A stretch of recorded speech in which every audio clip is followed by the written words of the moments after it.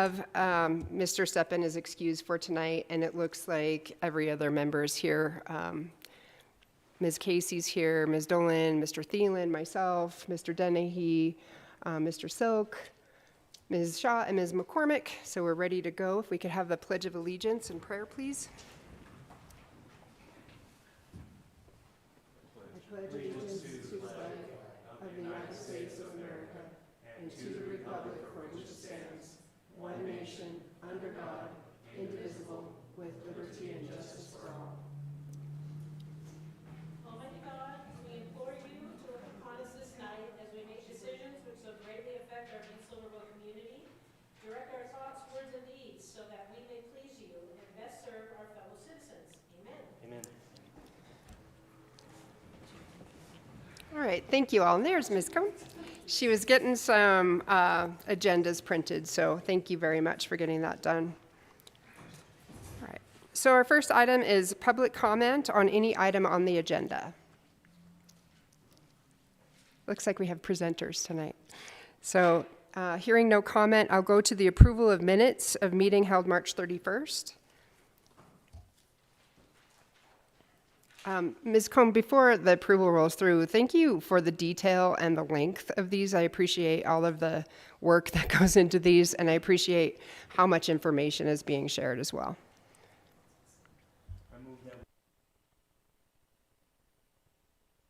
Second. So a motion by Mr. Dennehy, a second by Ms. Shaw. All in favor? Aye. Any opposed? Motion carries. All right, our next item on the agenda is our conversation with departments. And so our first up is Ms. Hasler from Finance and Budget. Thanks and welcome back, Ms. Hasler. And we've been talking about how this goes with everybody that comes before us, that this is a conversation. We do have the questions that were provided, and we'll go around, kind of round robin and ask those questions, but there will be follow-ups, and you're welcome to continue just to have the conversation with us. It's not a grilling, it's not a test, rather it's how do we improve our government. So thank you for coming before us tonight. We know it's a bit of time to get prepared for this, so thank you very much. So tonight, just because we don't want to have Mr. Thielen saddled with the very same question all the time, if we could start with Ms. Casey, could you be number one, please?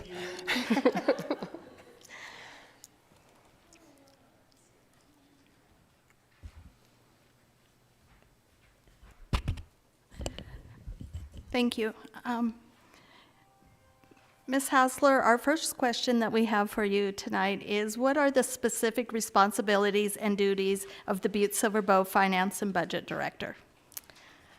Thank you, Commissioner Casey, and thank you, Madam Chair, and to members of the Study Commission for allowing us the opportunity to come and speak to you regarding the responsibilities of all of our departments. The specific responsibilities and duties for the Finance and Budget Director of Butte-Silver, I think, first of all, the most important is working with department heads, the chief executive, and other elected officials in development and preparation of the annual budget. I think that that's kind of, as far as my department, our Bible, our guiding document on how the government runs, how we're funded, and ensuring that all of the departments have the sufficient needs that they are required to operate and run their departments. Our annual budget in fiscal year 2025 was $197 million, so that's a pretty substantial number. This includes accounting and monitoring the budgets for 300 different funds. So those include the general funds, special revenue funds, our enterprise funds, and internal service funds. We are also responsible for accounting and managing the city county's finances and financial records in accordance with generally accepted accounting principles as set forth by the Governmental Accounting Standards Board, or GASB. We produce annually an accurate and timely financial report for review by our independent auditors, which is Newland and Company, and it's called the ACFR, the Annual Comprehensive Financial Report.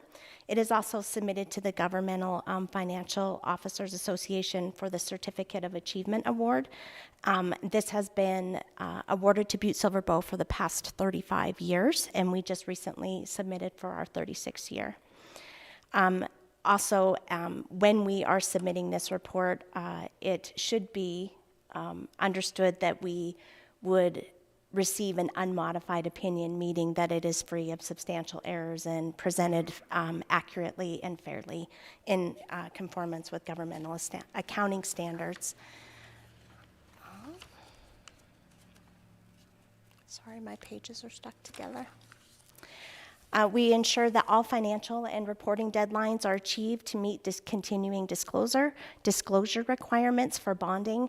As part of our bonding requirements, our general obligation bonds and special revenue bonds, we are required to report, there are certain requirements regarding debt service ratios. Those are covered in our financial statements, and then we are required to meet that continuing disclosure. We properly manage grant funds and the reporting that goes along with those to assure that all requirements are met under the Office of Management's OMB Circular 2 CFR Part 200, which is just the regulatory, the federal regulatory requirements of our federal grants. We ensure the efficient and effective management of public resources by providing quality financial services and safeguarding our assets. We seek to maintain stable revenue bases and reserve balances to effectively provide services to the citizens of Butte-Silver Bow. We have payroll preparation and related reporting. This fiscal year was roughly $53 million in payroll.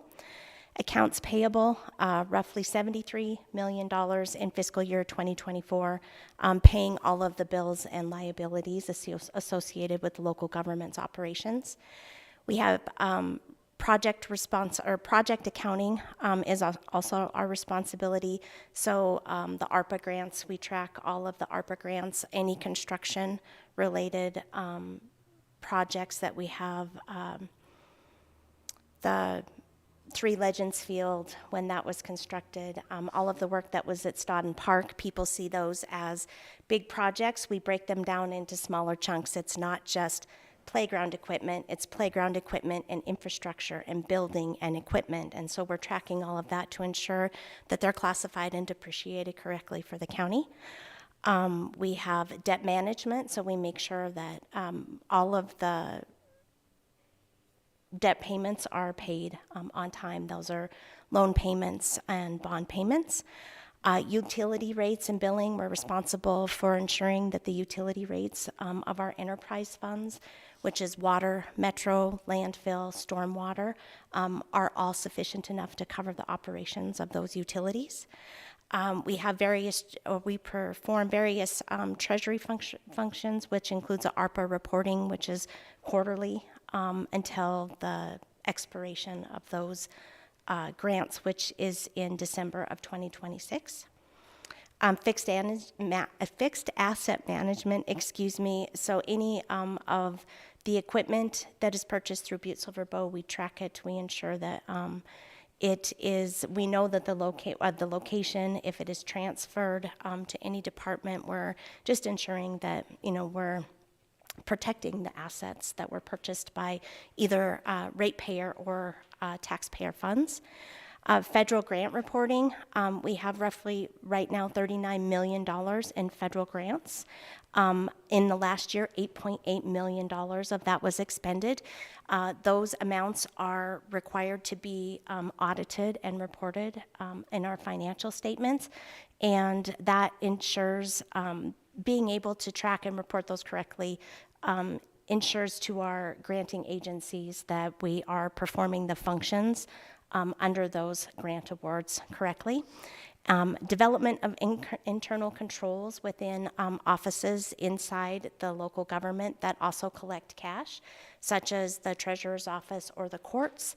The Civic Center, we have several locations that collect cash outside of our courthouse, so we just make sure that we have internal controls around the collection and depositing of that cash. And we also attend all union negotiations just as a financial presence, so that, you know, we have the ability to work with management and the unions to, you know, ensure that we have the ability to pay for what they're bargaining for.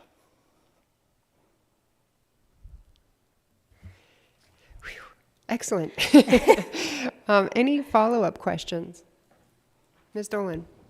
Thank you, Madam Chair. Thank you, Karen, for being here tonight. And yeah, I've got some questions for you tonight. So, but the first one, just on just what you do. I'm just curious about the federal grants. The $39 million, $8.8 million has been expended. Does that include the $20 million for the EPA building? Yeah, just you can feel free to answer. You don't have to be All right. acknowledged. All right, thank you so much. Commissioner Dolan, that does not include the $20 million for the EPA grant. That EPA grant was awarded in January. This is just that $39 million only covers awards that we had as of June 30th of 2024. More specifically, the $39 million mostly consists of the ARPA funding that was received. Thank you. Any other follow-ups? Ms. Cohn? Are you saying ARPA or ARPA? ARPA, A-R-P-A, it's American Rescue Plan Act is what that stands for. You're welcome. Mr. Dennehy? Madam Chair, Karen, how are you? I'm good. How are you, Mr. Dennehy? Very good. One of the things that we've heard in past discussions is the bid process, that there's certain limits to that, and it seems to me that a lot of the people who have to deal with that wants that to be higher, so that not everything has to go out to bid or get 3 bids, or how that. Have you thought of that very much? And if that is the case, would you provide a recommendation to the study commission on exactly what those thresholds were? Mr. Dennehy, our procurement policy follows the state of Montana's procurement policy. So the only time, if we have purchases that exceed $5,000, we're required to get 3 quotes that need to be attached to the documentation, like an invoice when we do purchase. Anything in excess of $80,000 requires it to go through the public bid process. So the only exception to that, I believe, is for professional services, and that's, you know, I think, I want to say under 50,000 that we don't.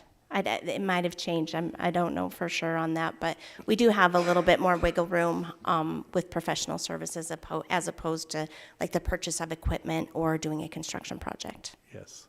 Okay. And just to follow up on that, the bid process itself, you know, opening the bids at council, we heard that maybe that's kind of a long process, and with the long agendas that the council commissioners have, would it be beneficial?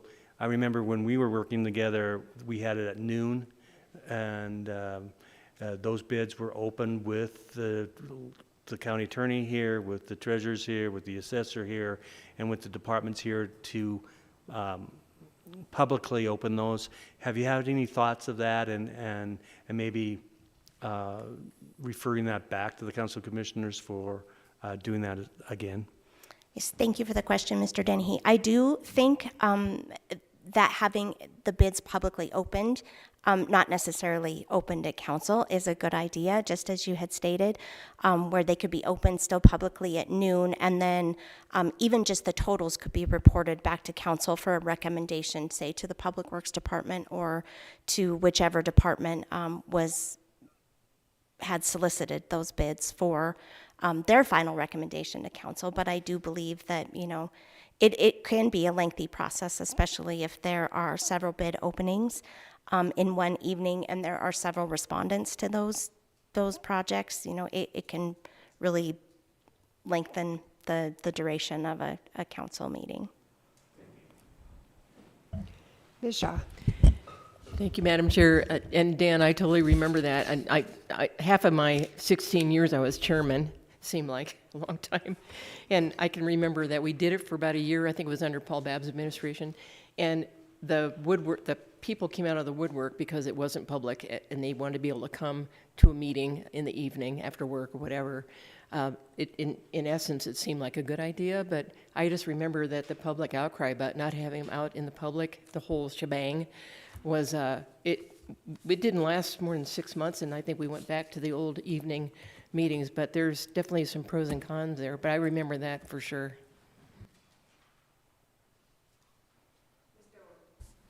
Thank you, Madam Chair. Going off of what Dan's questions were with regard to the bid process, the last study commission that we had, I believe, and Cindy can correct me if I'm wrong, there are two buckets that we'll come up with at the end of this process. One bucket is for the voters to decide on, voting questions, and then there's another bucket of recommendations. And one of the recommendations that was never implemented was central purchasing. And I'd like your thoughts on creating central purchasing in as far as, wanting changes made to the bid process and whatever else, but for clarity, for convenience, for cost savings. What are your thoughts about creating a central purchasing department in Butte-Silver Bow? Thank you for the question, Ms. Dolan. To be honest, I think that there are pros and cons to that scenario. In light of our current situation, we've had several office supply businesses change hands or go out of business. Specifically, we see like Montana Broom and Brush being bought out, and I believe it is now being owned and operated by Staples. And so we don't have, I guess, the variety of options that we used to have. I do believe that buying in bulk, where you can realize a discounted price, could be beneficial to our local government. Almost every department uses paper, every department uses pens. But would the cost be offset by employing a full-time person? And I'm not sure that one full-time person it could handle a position like that, having supplies for the entire government. It may be too. I'm not sure that the cost savings of having a central purchasing would offset the additional amount that we might pay, shopping around. But I think, we have Kelly Connect across the street that is readily available to us.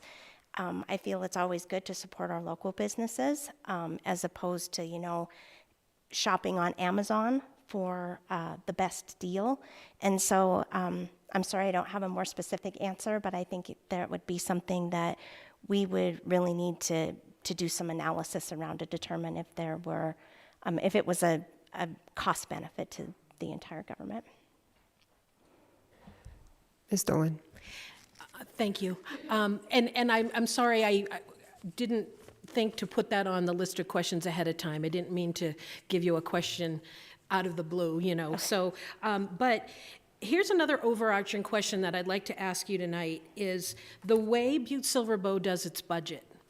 And I'm going to try and make this example very quick and simple. So Department A has a budget of let's say $20,000. In the year, they spend, let's say, $10,000.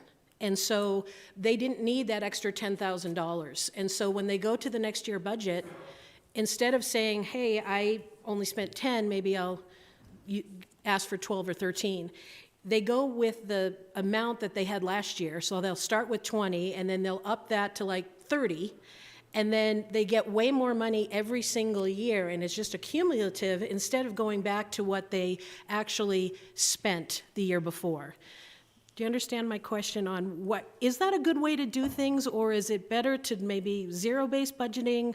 What are your thoughts about that? Thank you for the question, Ms. Dolan. I actually have to say that is not how we budget right at this current time. We take each department's budget What the direction is from the chief executive when it goes out to the department heads is, please look at your budget carefully. We start off with exactly what you got last year. Our department tracks one-time increases, and so we are looking back to say, okay, you may have needed an additional $10,000 for a very specific purchase in this year. Next year, we take that away from you. You don't get the exact same amount that you got in the prior year. We're always asking departments to look at their specific operational needs, to move money where it needs to be moved, but to stay within the same dollar amount as they received in the prior year. So if they had a budget of $20,000 and they only spent 10 of it, yes, we would go into it and say, okay, your base budget is $20,000, but we ask for them to be very honest with us and say, we're not building empires here. You know, if you don't need the money, then let's not ask for the money. But we also don't want to cut anybody short. In order to, if somebody spent $10,000 and you gave them $10,000 the next year with the amount of inflation that we've seen as of late, we could be coming back every week to council asking for additional reserves to be used to add budget authority, because we can't add budget authority without going through the unanticipated revenue process. And so I think that we want to be realistic about departments' needs, but I don't think that it is ever the intention that we're giving departments more than they need to operate. Ms. Dolan, I think you're up with question 2. Good to hear my voice again. Okay, so second question is, what are the most critical problems presently confronting the Finance and Budget Department? Again, thank you, Ms. Dolan, for the question. I think that right now our most pressing problem is the ability to hire and retain staff. Since COVID, we actually, even 2 years before COVID, we have not had a full staff in our department. We currently have 2 vacant positions. And as the majority of our work revolves around timelines and deadlines, we have deadlines for our budgets, not only within Butte-Silver Bow, but in the budgets that we have to submit to the state. Our financial statements, all of our reporting, everything that we do is based around timelines. And when you're running with a short staff, there's a lot of pressure on our staff in order to perform the duties that we have in a timely manner to meet those deadlines that we do. I think COVID exaggerated our problem. When I was growing up, there were 2 places that you wanted to work: Montana Power Company and Butte-Silver Bow. These were not jobs, they were careers. People came and they spent their entire career here because they were coveted jobs. You don't see that anymore. People come, they get trained, and then they go somewhere else. I think that the private industry has the ability to offer more benefits, more pay, and that is, more enticing to people. And I don't think, and I don't want to sound disrespectful to our younger generation, but I think that they don't see the benefit of having a pension as opposed to a 401k.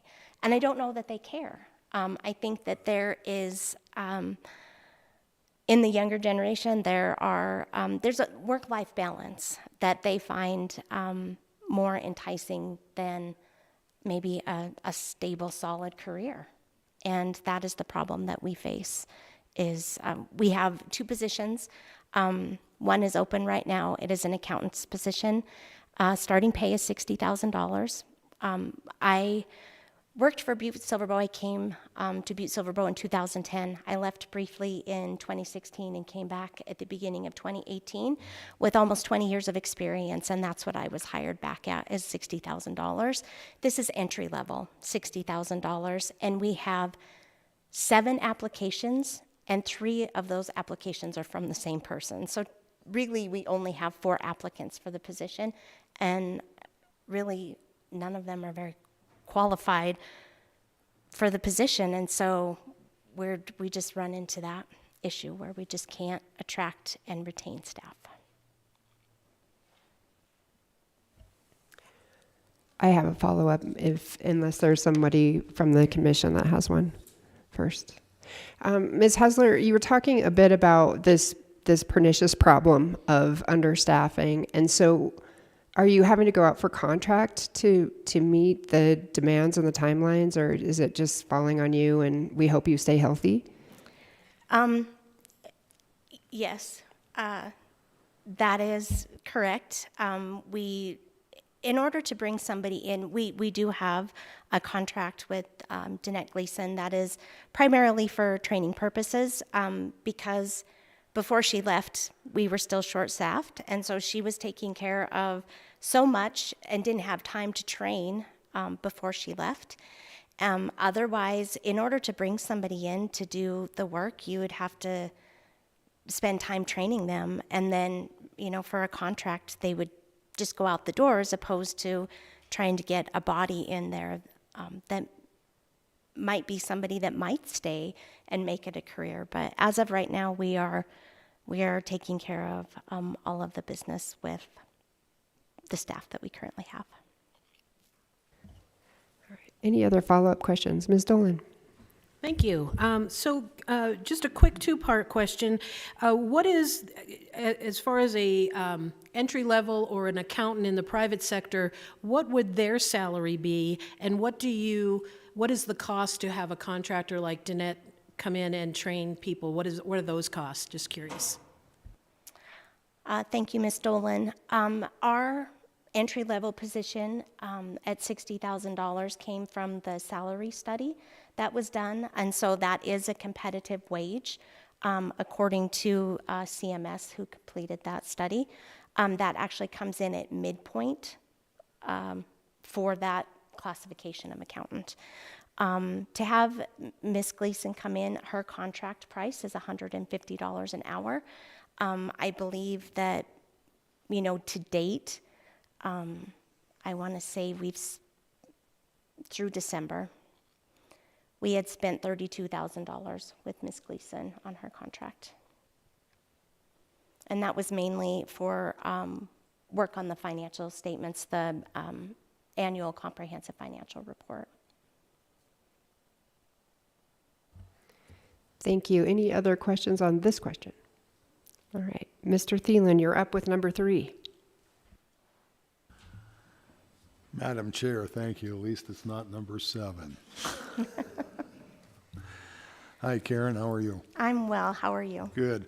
What changes, if any, in governmental structure, organization, or powers would help the Finance and Budget Department address its most critical problems? Thank you for the question, Mr. Thielen. At this time, I'm not sure how a change in our governance and the structure of our local government would change our department.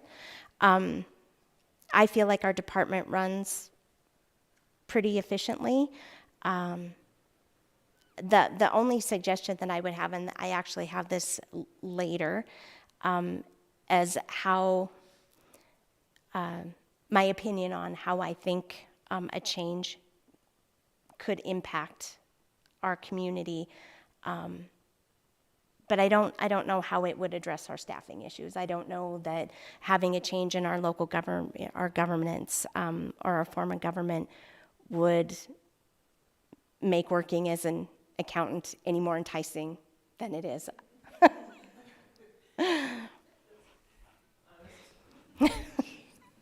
Any follow-ups? Mr. Dennehy? Madam Chair,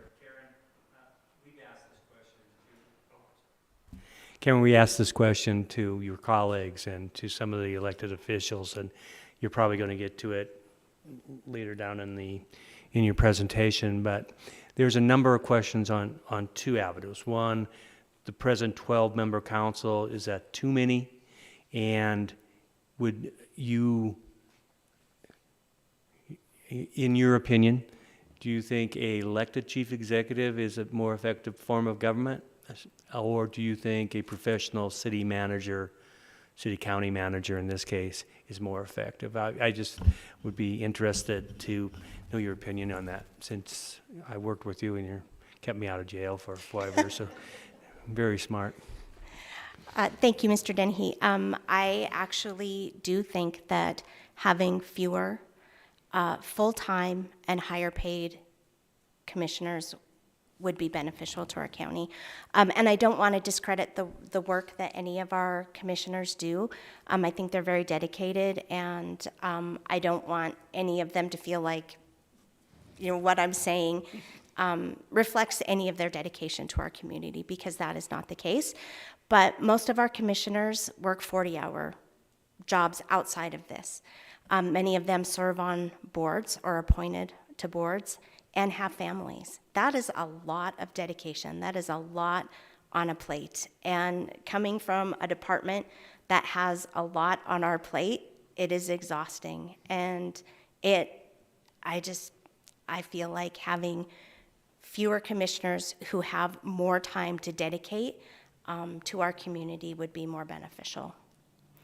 As far as an elected chief executive as opposed to maybe a hired city manager, I think that having a hired city manager could also be beneficial to our government. I think it could take some of the pressures off of the elected chief executive. I think that his plate is also very full.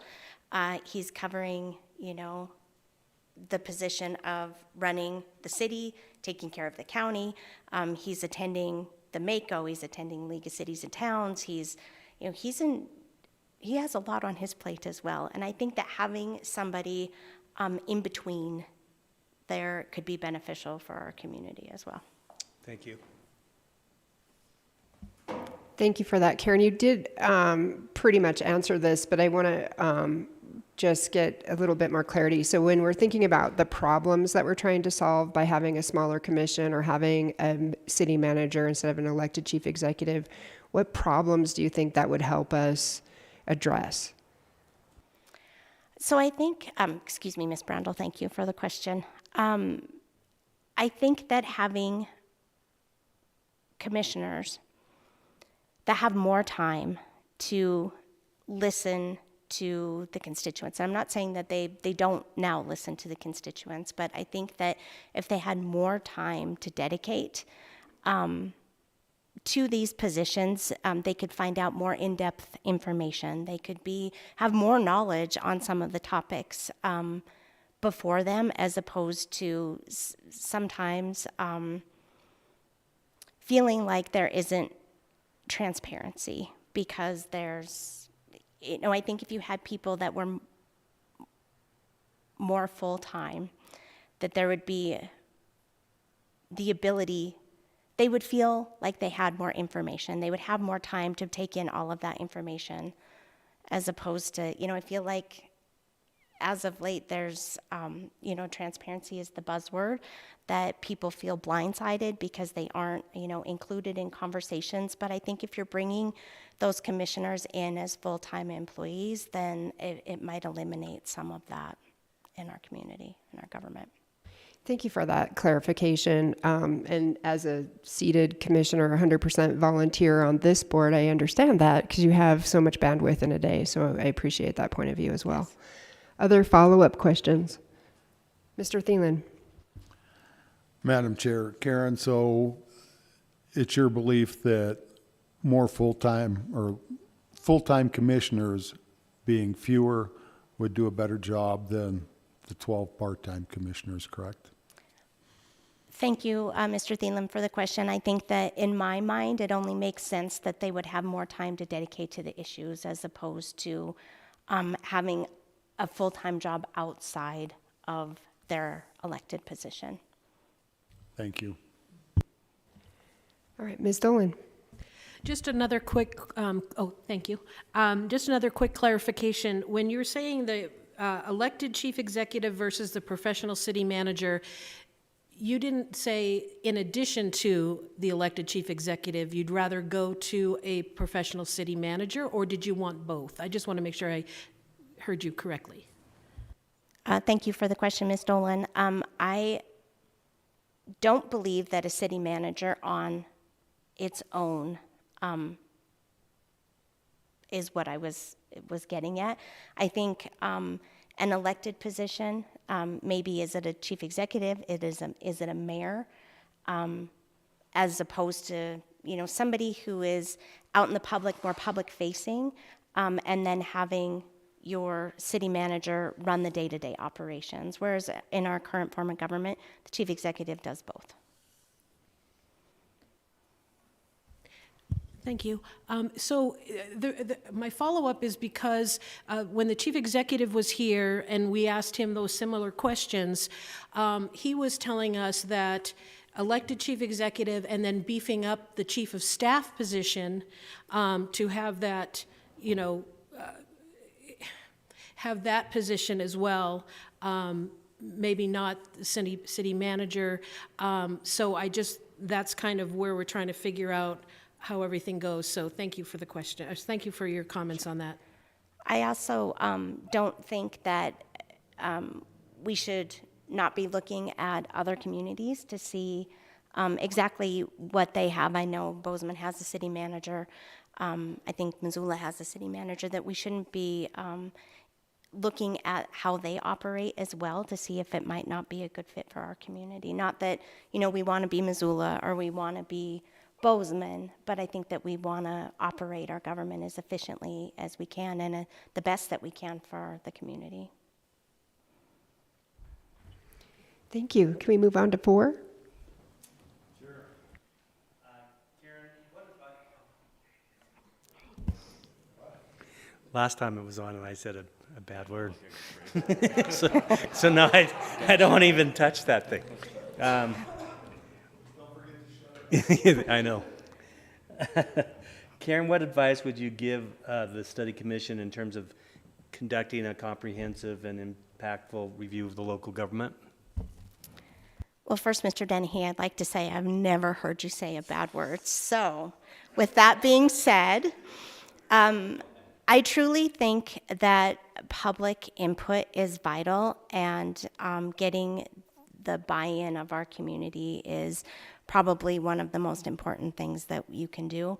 I think that right now people are very critical of government from the highest level all the way down to local government. And so encouraging that public participation will allow the community to be a part of the process that shapes our government going forward, whether it's, to stay the same or to make changes. I think this can be problematic as well, because when you ask, we've seen it time and time again through all the public comment periods that we have through the local government, is you don't get a lot of participation. There is the vocal minority, and I think that, sometimes if we could get more participation, I think that you would be able to form a more well-rounded recommendation going forward of what the community actually would like to see in their local government. Again, I also would encourage us to look at other communities to see what works and what doesn't for them as well. Yeah. Is there any follow-up questions for that one? Okay, excellent. Sorry, Mr. Thielen. I don't look over to this side very often, so just kidding, Mr. Thielen. How could you not? All right, sit down, Commission. I'm sorry. So, Karen, how do you propose we get more public involvement? Any suggestions? Thank you for the question, Mr. Thielen. I think that the people that I see sitting in front of me tonight are different from the people that are usually in these positions, or in these seats, I guess. And so I think that in itself lends to having more discussion out in the community, and it's about change. I think that, or potential change, that getting public input is always difficult. People have an opinion, they always have an opinion, but it's hard to get them to get up and speak about their opinion. So I think you are going to have some listening sessions. I think that's a good start. I don't know our media outlets, if we could have the Montana Standard or the radio stations, do some advertising regarding these listening sessions. And I just think word of mouth as well. We have our website. There's all kinds of ways that you can, spread the word, but sometimes people are just hesitant to get up and put their face to their opinion. And I don't know how you get beyond that, but maybe offer drinks. Maybe shot of whiskey when you walk in the door. Maybe you can partner with head frames. But yeah, no, I am serious when I say that it is difficult. People always have an opinion, but they're not always willing to get up and share it. And so that's the problematic part of public input. Thank you. Any other follow-ups? All right, Mr. Silk. Number 5. Thank you, Madam Chair. Thank you, Karen, for being here. Number 5, what inefficiencies could be addressed through changes to local government structures? You maybe kind of touched on it a little bit, but if you have anything more, would like to elaborate. Sure. Thank you for the question, Mr. Silk. Again, I do, strongly believe that is something that could be looked at is just the decreased number of commissioners and make it a higher paying position. A full-time, I don't know how you would require that. I know that other communities have fewer commissioners that are full-time. Something that we could look at. That's my main recommendation there. All right, any follow-ups? I think she said it 3 or 4 times, so we're good there, right? Okay.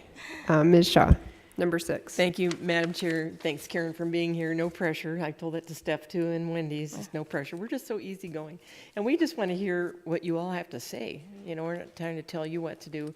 So my question, and as soon as you start, I have something to say about this, but what challenges do you foresee for Butte-Silver Bow in the next 10 to 20 years?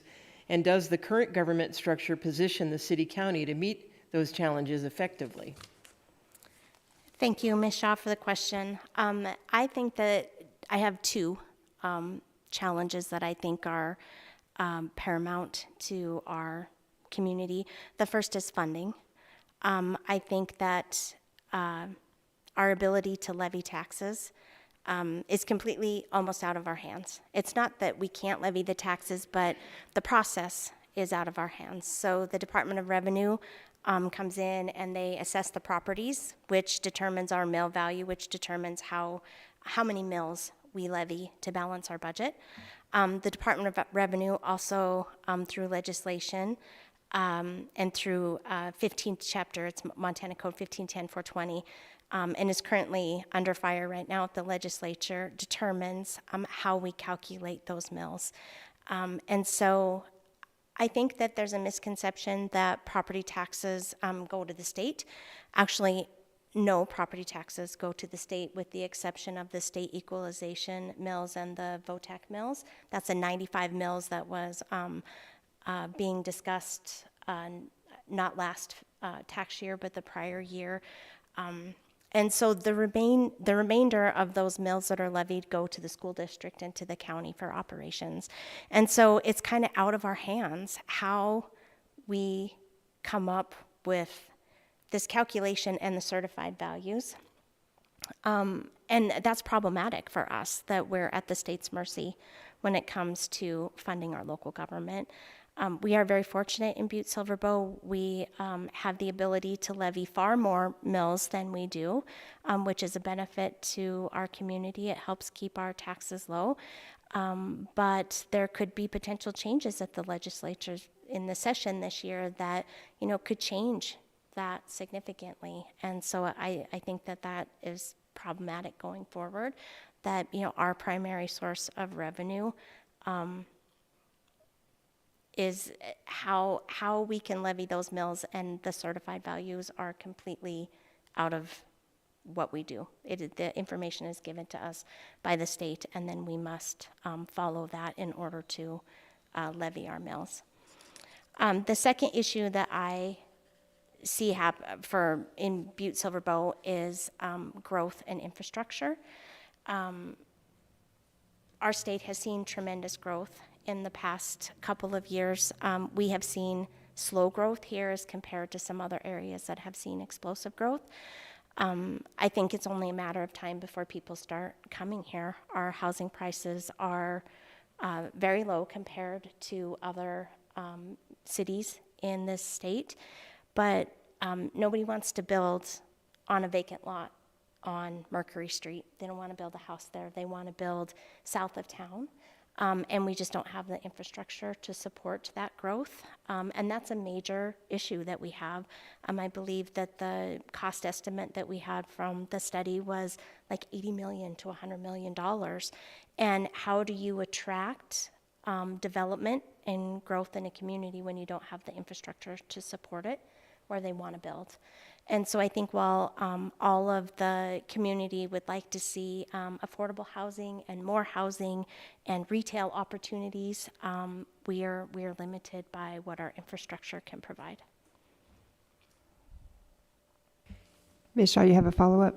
I do. Thank you, Madam Chair. Thanks, Karen, for that. I can't imagine trying to keep that on an even keel kind of a situation with our property taxes.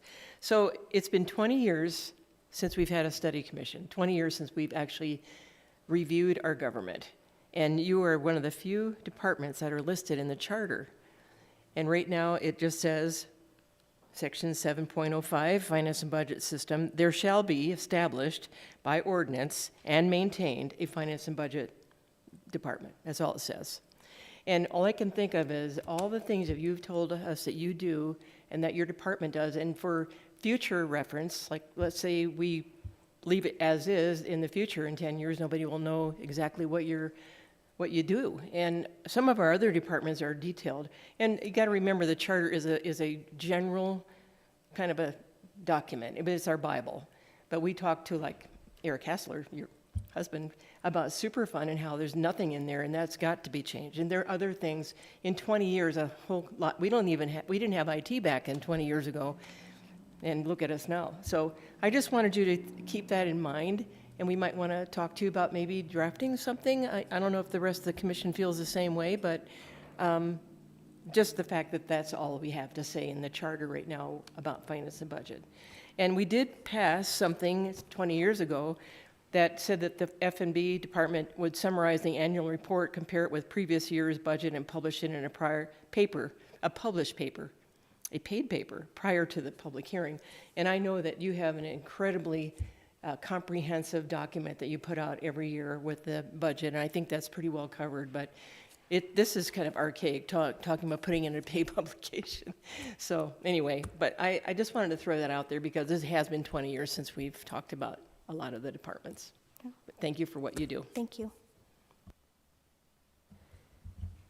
Any other follow-ups? All right, Ms. McCormick, you get infamous number 7. Thank you, Madam Chair. Well, I have to say that item 7 was on the list of recommended by the local government center, and others in the interview committee thought we should include it too. So it's what it is. So hi, Karen. Thanks for being here again tonight. And so the most popular question is, what is the current rate of annual compensation for the Finance and Budget Department Director and members of the department's professional staff? Are these rates of compensation fair? Thank you for the question, Ms. McCormick. I don't disagree that some people might feel uncomfortable talking about their wage, but it is public knowledge. It's published in our financial or in our budget books, and it is available for anybody to see at any given time. Although there are positions listed, there are not names listed, and so if anybody were to ever have a question and want the information, we are fully transparent and we are happy to provide that. So with that being said, as the director, I make $120,000 a year. The assistant director makes $88,705 a year. We have a senior accountant and grant manager that makes $70,000 a year. We have a vacant fixed asset accountant at $60,000 a year. We have another vacant accountant position that has not yet been classified, but I assume that once it is, it again will be at the entry level, $60,000 a year. Our payroll manager, she makes $79,690 a year. We have another payroll accountant in our office. Her wage is $59,650 per year. We have a rate analyst. This person is responsible for setting the rates for all of our SIDs and helping to determine rates for our enterprise funds. That position is $55,200 a year. We have an accounts payable coordinator. She is a clerk 4. She is covered under the clerk's bargaining unit. Public works accountant and grant manager has a wage of $71,650 a year. I'm also responsible for the business office of the water division, so just the billing office there. Their office manager has a salary of $62,000 a year. There is a water office credit specialist. Her salary is $58,830 per year. And then there are 7 other clerks that 4 of them fall in the water billing office. 3 are in outside locations within the county. So at the county shops, we have one. And there is a vacant position at Metro. And then there is also a laborer's position that falls under me, but is kind of a clerk/laborer, and they are all covered under collective bargaining unit wages. So in total, there's 19 positions, not including myself.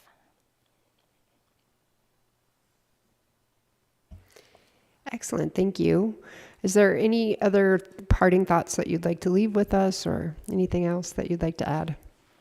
Ms. Brandel, members of the commission, I just really appreciate your taking the time to have department heads come up and talk to you about the operations of our departments. I feel that it could be beneficial for our commissioners as well to, I'm sure people go, oh, nobody wants to sit and listen through these twice, but I really feel it would be beneficial for people to know what happens in our departments.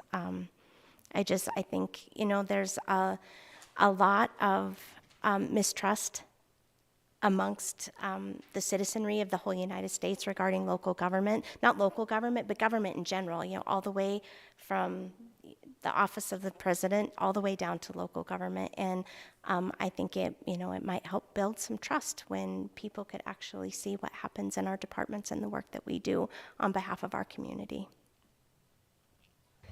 Agreed, thank you so much. Thank you. Oh, you have a question? Thank you. This was just a follow-up from the number 7 question, and we asked this of a couple other department heads as well. The fact that you have quite a crew, and some of the crew is not in your office per se, it's kind of all over the place, but specific to certain subdivision, and just looking at the overall flow chart, do you feel like that's okay? And how you work with all the clerks and everybody else that might be around in Public Works and other departments that flow to you, or would you like it under one banner? Just curious, your opinion on that. Thank you for the question, Ms. Dolan. I particularly think that it works well because we can't all be housed all together. There is a need to have people in locations that are off-site from us.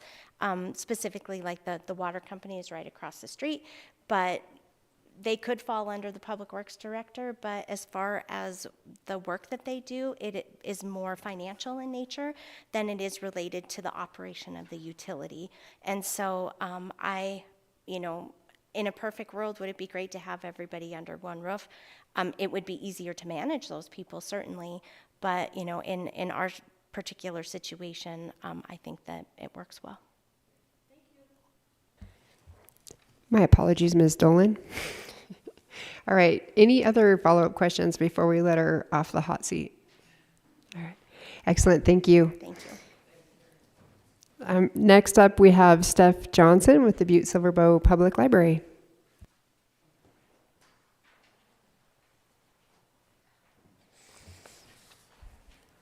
Hello. Hi. Very Hi. good. Ms. Johnson, thank you for coming tonight. And as you heard me address Ms. Hasler, this is a conversation, so it will be, you've got to witness how it rolls. We will have our questions, but we will go off topic right away, I'm sure. And we try to take it back, but we're here to listen and understand how the Butte Public Library fits into our governmental structure, the services you provide, and any recommendations that you have for the study commission in regards to what you see the library services doing for our county, so our city-county government. So with that, do you want to start again, Ms. Casey? Thank you, Madam Chair. Ms. Johnson, what are the specific responsibilities and duties of the Butte-Silver Bow Public Library Director? Thank you very much for the question. Thank you for providing the questions, giving me a chance to get my legs under me before presenting. I did leave a copy of my research materials with Kim if you have any questions about. I included my job description, but the summary I prepared is that under the supervision of a governing library board, I supervise 16 staff, including 11 clerks, at 2 different locations. I am responsible for our annual budget of $1.3 million, of which we have discretionary authority over approximately $200,000 per year. Included in that number is approximately $65,000 toward physical materials and about $6,000 toward downloadables. Those will both be going up in this coming fiscal year. I also included our budget pages that you've all seen in the budget notebook for the year. We are currently open 6 days a week, Monday through Saturday. We had 66,000 people come through our door last year. One of the handouts I provided for you has Butte-specific statistics on the back. And on the front, it has Butte-specific offerings, various clubs, various materials. One of the things people are often surprised to find out is that we lend hotspots, which is internet access. You can come to the library and get a hotspot for free for 2 weeks of internet access. This program was started in partnership with the state library during COVID, and it was hugely impactful, huge. Let me get back on target here. We offer support and assistance with online forums and websites. We offer one-on-one support for the public with their own devices, laptops, phones, tablets, etc. We have adult programs, teen clubs, children's programs and story hours, and community rooms for public use. Public use might include the Girl Scouts, but it might also include a small business, people that need to meet with their lawyer, just need a room. We use them for study rooms frequently and for a lot of Zoom interviews right now. 42% of the Butte-Silver Bow population has a library card currently. We're swinging for 50%, but that's in our future. Excuse me. Excellent. Follow-up questions. Ms. Shaw. Thank you, Madam Chair, and thanks, Steph, for being here. And do I get some kind of a prize for being the person that's come the most times a week? You get so many compliments further down. Oh, okay. So my question is, you do have volunteers, is that correct? Maybe you could touch on that. We do have volunteers. We've recently reduced our volunteer program to an on-call for several years. We were making it available for community service hours. We found that we had a lot of young people that were really looking for a good, safe Saturday option to perform their community service hours. We're kind of in transition right now. We had to change up some of our paperwork to meet some insurance requirements. So we're in the process. We're not currently, thank you. We're not currently doing community service hours except by special request. Excellent. Any other follow-ups? I don't know who was up first. Ms. Dolan? Okay. Go ahead, Ms. Cohn.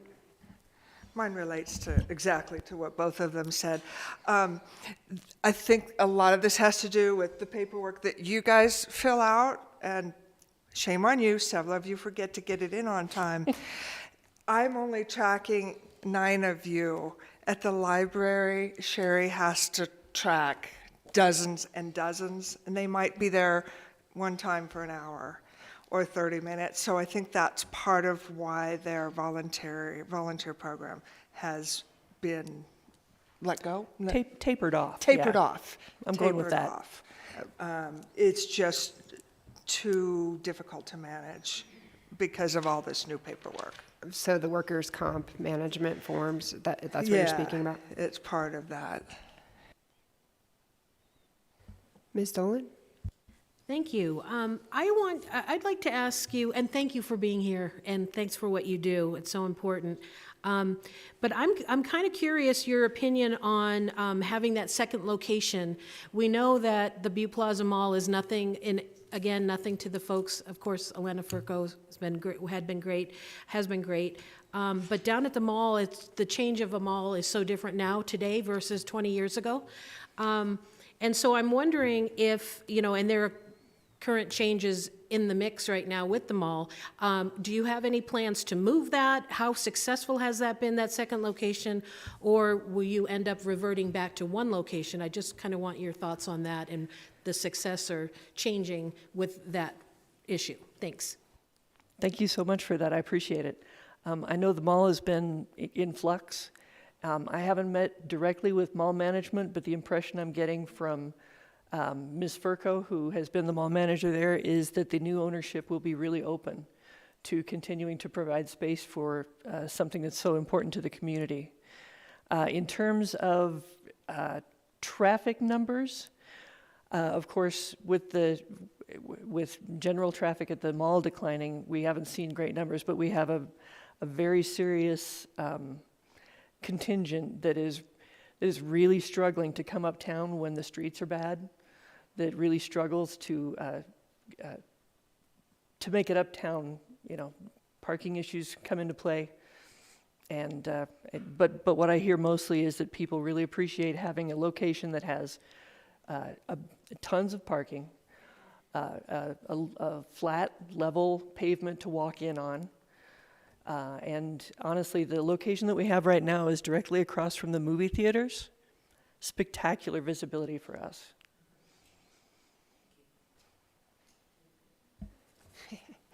All right, hope that any other follow-up questions? So then it would be you, Ms. Dolan, on number 2.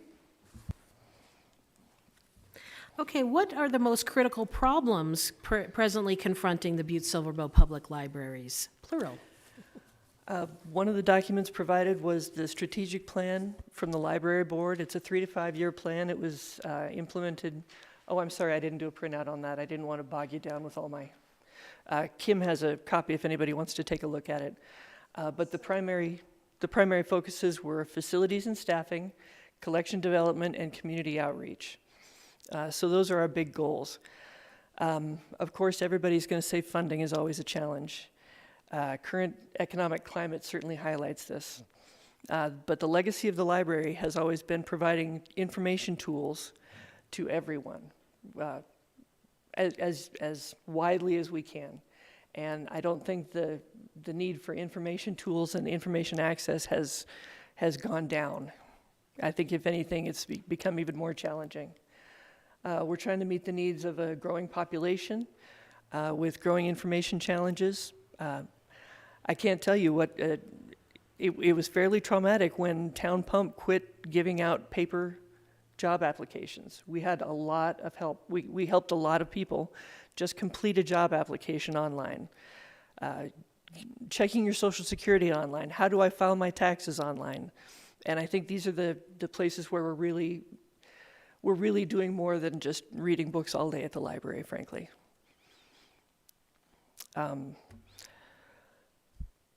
Excuse me. I wanted to get in that the library really functions as an economic driver in this situation. We're providing a lot of support to job seekers. We're partnering with a lot of people in the community who job service, Butte literacy, and I don't want to skate past how important that is in our economic climate. Excellent. Follow-up questions? All right, Mr. Thielen.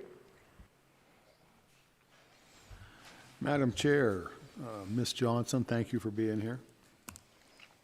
What changes, if any, in governmental structure, organization, or powers would help the Butte-Silver Bow Public Library address its most critical problems? Thank you for the question. Again, I don't have any suggestions in this area. We have wonderful communication with administration, with HR, with finance and budget. Thanks, Karen. Tremendously helpful with implementing anything we're trying to do, and great support from parks. The community garden is under the umbrella of the library right now. I don't know if anybody's familiar with that. And the buildings. Facility has really undergone some wonderful improvements over the last year and a half, and we've got a boiler replacement coming up. So I really don't have any comments on how to improve. I feel very supported. That's excellent to hear. Mr. Dennehy, number 4. Hi, Steph. Hey. What advice would you give the study commission in terms of conducting a comprehensive and impactful review of the local government? I don't know that I have any suggestions. I like everything I'm hearing. I have been able to enjoy these live streamed and on YouTube, and I think that's been super helpful. I think everybody here understands how difficult it is to get to a government meeting after a full day of work. So I really commend you on live streaming, and the detailed minutes have been spectacular.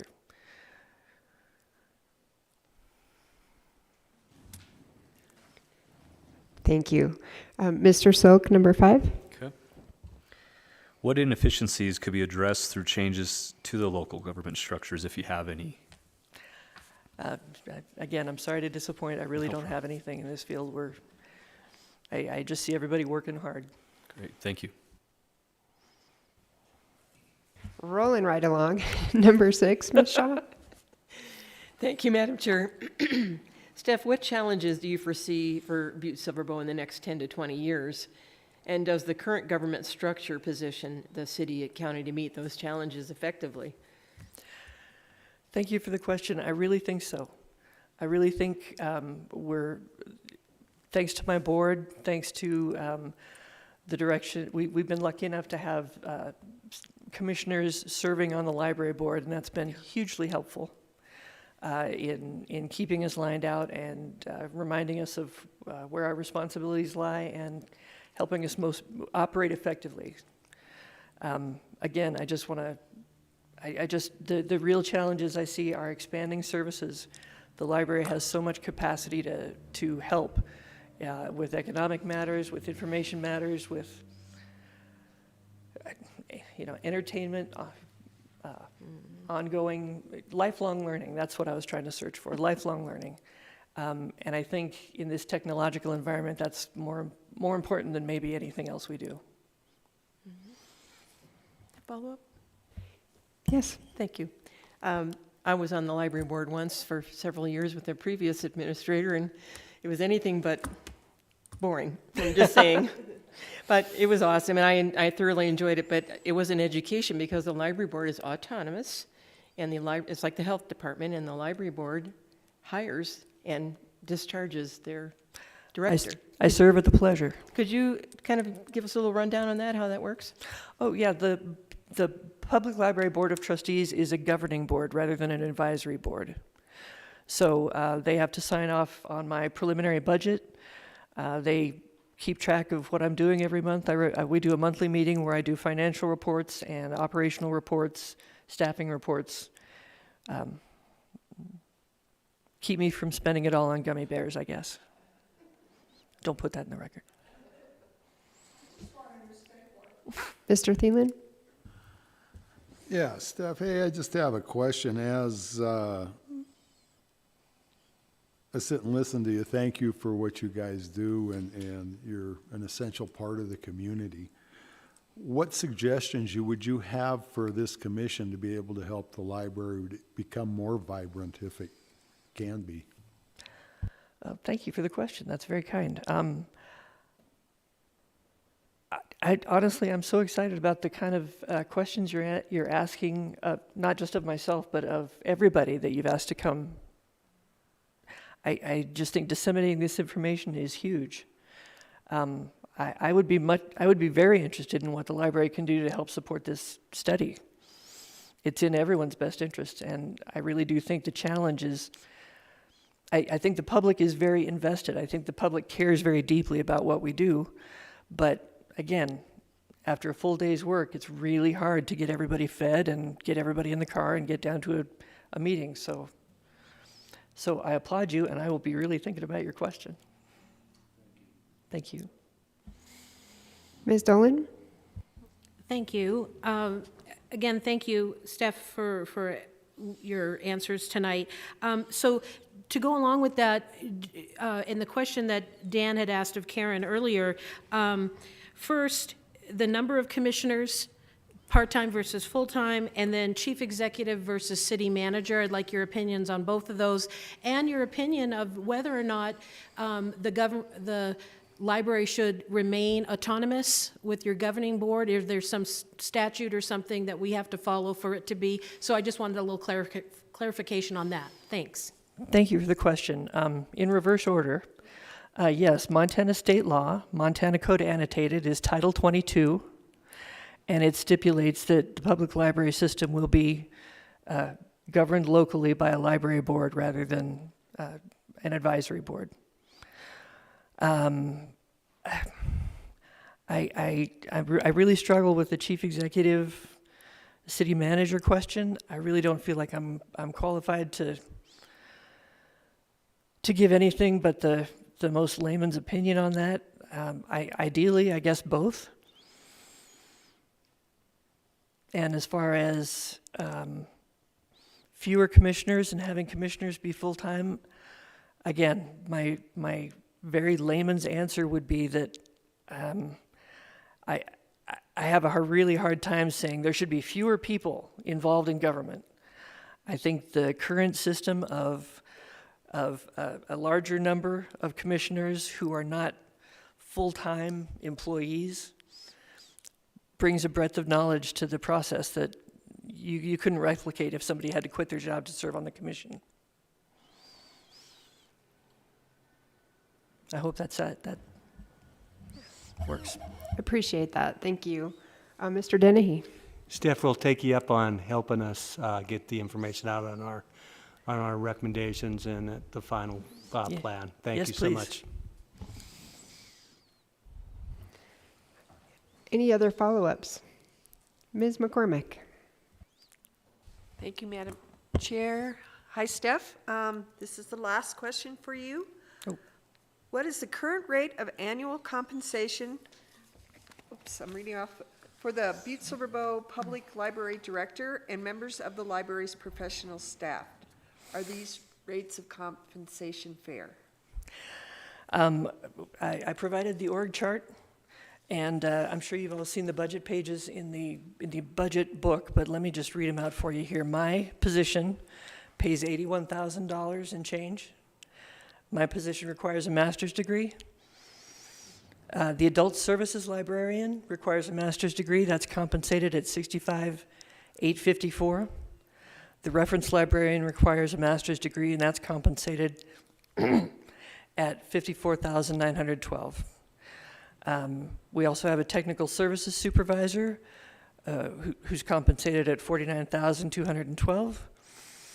A branch librarian compensated at $48,773, and a children's librarian compensated at $46,218. We also have a half-time technology specialist, and that's $24,820. That used to be a full-time position, but when we had some pre-COVID turnover, it was reduced to a half-time position so that we could increase the wage and get some applicants. Can I answer any questions? Do you think that's fair or sufficient? Or- Well, we've just had a salary study, and there's been significant movement in getting everybody into the recommended salary range. So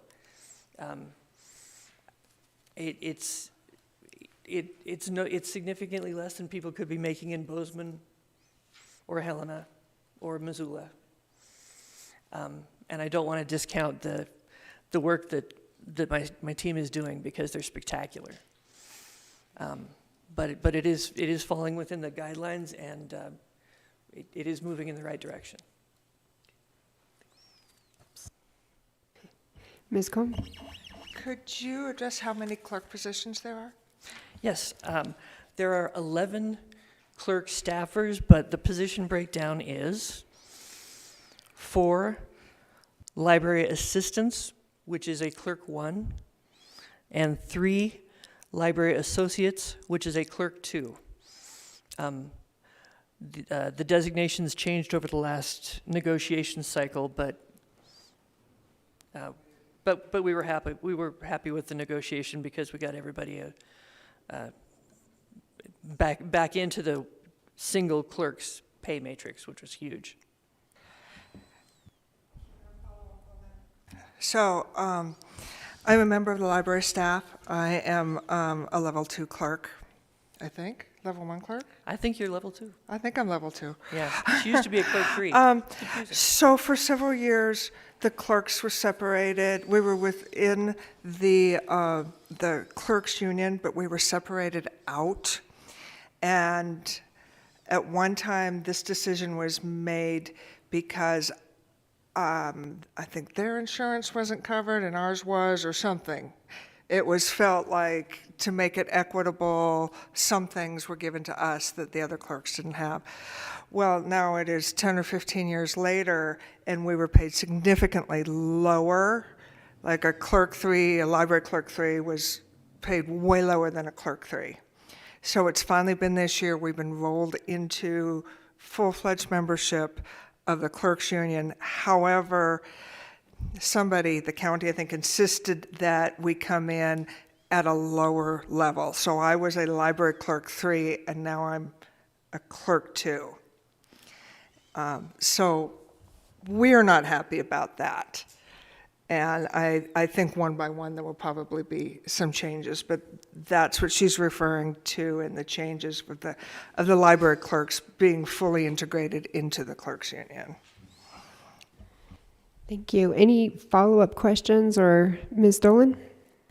Thank you. This is actually a comment, not a question.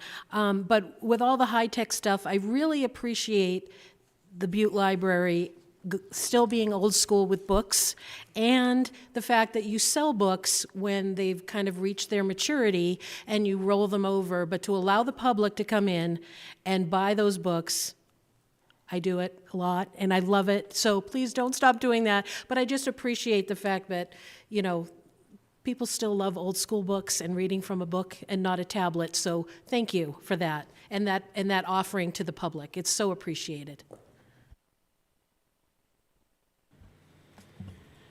Ms. Shaw? And the free books, I'll just say, there are, every time I go in, there is a whole rack of free books and magazines. And we're talking like National Geographic, things you pay $5 or $6 for. So that is awesome. Thank you. We're delighted. Print lives. Wonderful. Is there anything that you would like to add before we let you go? Thank you so much for letting me participate. I appreciate it. Please reach out if there's anything the library or I can do for you. Okay. Thank you.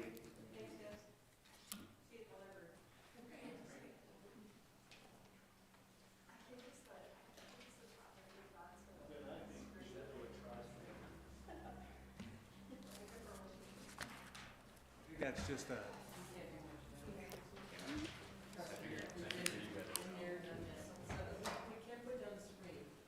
Okay.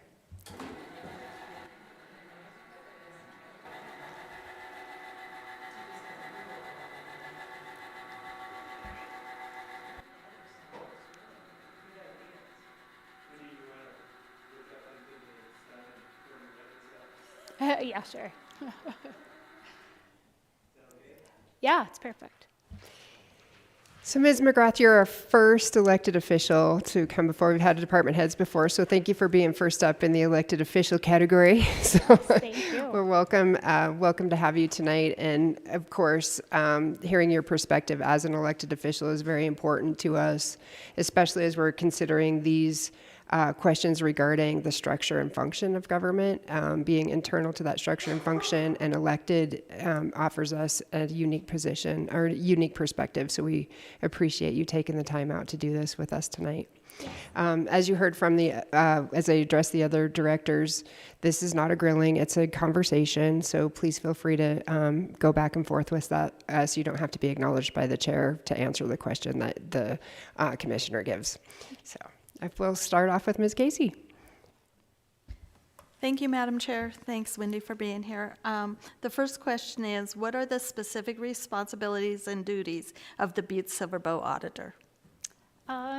So for a quick minute, I'd like to touch base on the background with Butte-Silver. I started as an intern during the summer of 1992. After graduating college in 1996, I fortunately was hired full-time. I started my employment in the Public Works Department, then moved to the Budget Office, Treasurer's Office, back to the Budget Office, where I stayed until I was elected in 2016. So within those 23 years and 8 years as auditor, I have quite a bit of knowledge and experience in the various departments that has helped me considerably with my duties and responsibilities to date. Fortunately, I was able to assume a lot of the duties that I was doing in the Budget Office and bring them with me to the auditor's office, so it made the transition a lot easier. So my current duties and responsibilities are I reconcile cash and investments on a monthly basis, which averages around $190 million. I assist the school district in managing and reconciling short and long-term investments, averaging roughly around $24 million in short-term and $9.4 million in long-term investments. I manage the pledge collateral for all bank statements to assure our deposits are collateralized above the FDIC limit of $250,000. Review and reconcile all outside checking accounts such as both JP Court, City Court, Clerk of District Court, along with the Clerk of District Court's jury fund. Review and reconcile monthly the Fair Board activity and bank statements. Review and manage and record payments for the Anaconda ARCA loans from BLDC. Manage and review and record equipment purchases for law enforcement employees per their contract. I performed small, random, or requested audits yearly to assure compliance of policies and procedures, improvement where needed, and assure accuracy of financial records and accounting documentation. I participate in year-end audits with external auditors and follow up with internal controls with the departments when deficiencies have been identified. Review weekly expenditure reports for compliance, compile, sort, and distribute semi-monthly payroll checks to all employees, review, reconcile, and record activity in the Highland View Golf Course, Ridgewaters, and Park reservations. And I am the program administrator for the Butte-Silver P-Card program, which includes the issuance of 135 cards since 2017. We currently have 83 with the retired people and people that have left Butte-Silver, so it's gone down. But in 2024, U.S. Bank claims totaled $434,562, which consisted of 2,165 total transactions made on the cards. My duties pertaining to the P-cards are I send out the policies and procedures along with the P-card application to approved employees who request a P-card, process the card through the U.S. Bank, train each employee on the usage of their card, review transactions daily to assure that each transaction follows the guidelines within the policy and that each employee is properly coding to the correct account and line item, At the end of each cycle, I prepare the purchase order for the Budget and Finance Office so that it gets paid in a timely manner. And even though it doesn't happen very often, we've had a few employees that I've had to suspend a few credit cards due to misuse, but it's only been one instance on both, and they have correctly made it not happening again. So, and then last, I manage all, approve and reconcile all travel reimbursements and travel advances to assure accuracy and policy compliance. I will follow up with the employees if there are any discrepancies with their reimbursements forms to make sure that either they get reimbursed if money is owed to them, or request that check or money deposited in the treasurer's office if the employee was overpaid or owes money to Butte-Silver Bow. So. Okay. Follow-up questions. Ms. Shaw. Thank you, Madam Chair. Wow, you do that all by yourself? Do you have any staff at all?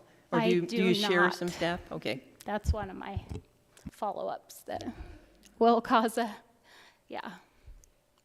But yes. Ms. Dolan. Thank you.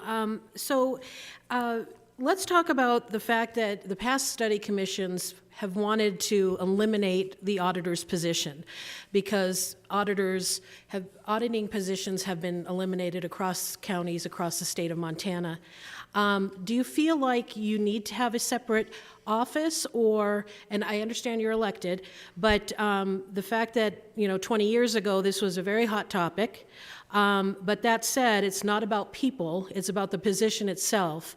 And your list of duties, do you think that this could be wrapped into the Finance and Budget Department, the Treasurer's Office, some of these duties that you do instead of an elected position, a sole elected position? I'd like your opinion on that. Thanks. Yeah, I believe that some of the duties can be absorbed into, because like I said, I brought it from the budget office down to the auditor's office, but in the charter it says that those duties should be under the auditor's responsibilities. And I was prepared because I knew that this question was going to be answered, but I do believe that that should be an elected position. And that the citizens of Butte-Silver Bow should be able to choose who they see fit for the position. I also believe this position needs to be independent and transparent from any other office so that can provide unbiased, objective assessments of whether public resources are responsibly and effectively managed. I think this position helps the government achieve accountability and integrity, improve operations while instilling confidence among the citizens and stakeholders, and therefore, again, needs to be separate from any other department. However, I do believe there needs to be qualifications for this position, such as education or experience in the field of accounting.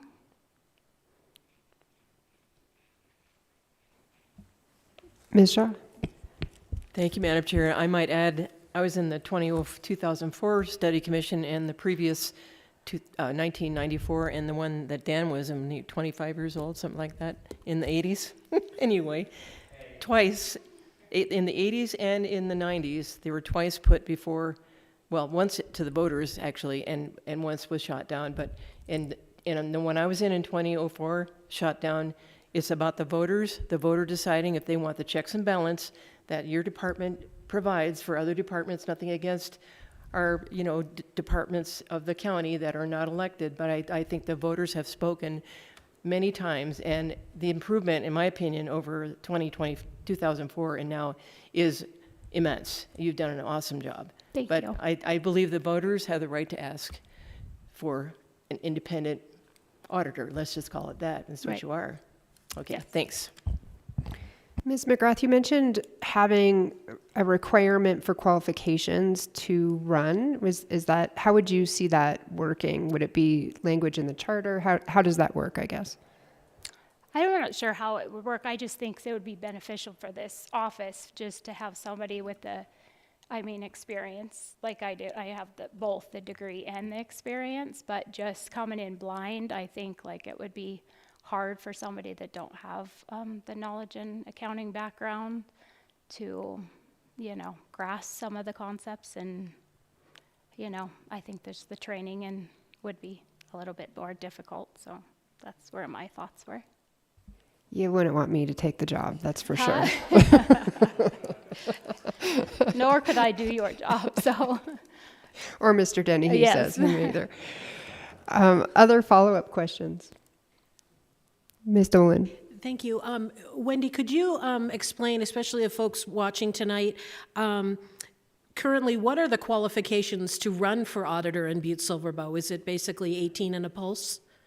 Or What was the last section? is it 18 and a pulse? Oh. Like you're alive? Yeah. I mean, yeah. basically, No, is that it? Yeah, as far as I'm concerned, I mean, from my knowledge, I don't know of the qualifications. I just knew, I guess I really didn't look into that because I knew that I had the 23 years experience and degree when I, seeked out the position. So I'm not sure of really what it says for the qualifications. I don't think there is any, just like the JPs, I don't think that there's any qualifications or anything for that department or, to be a judge. Excellent. And you're just right on cue, Ms. Dolan. It's number 2. Thank you. So number 2 is, what are the most critical problems presently confronting the auditor's office? I feel like my office is running really smoothly and I manage it very well right now. I can't really name any critical problems. However, maybe opportunities for improvement. As you may know, I am the only elected official without a deputy. With the workload that I brought down from the budget office and the duties that I've taken on since being elected, I feel that eventually I would need to request a deputy. Not only to keep up with the compliance and ever-changing GASME requirements, but to have help with additional workloads that may come trickling in. It would also allow me the opportunity to cross-train so that when the time comes I retire or something, God forbid, happens to me, that someone is able to carry the functions and duties of the office. In the past, I did cross-train Lucy Hanson and Kate Woods, but they have since moved on and are gone from Butte-Silver Bow.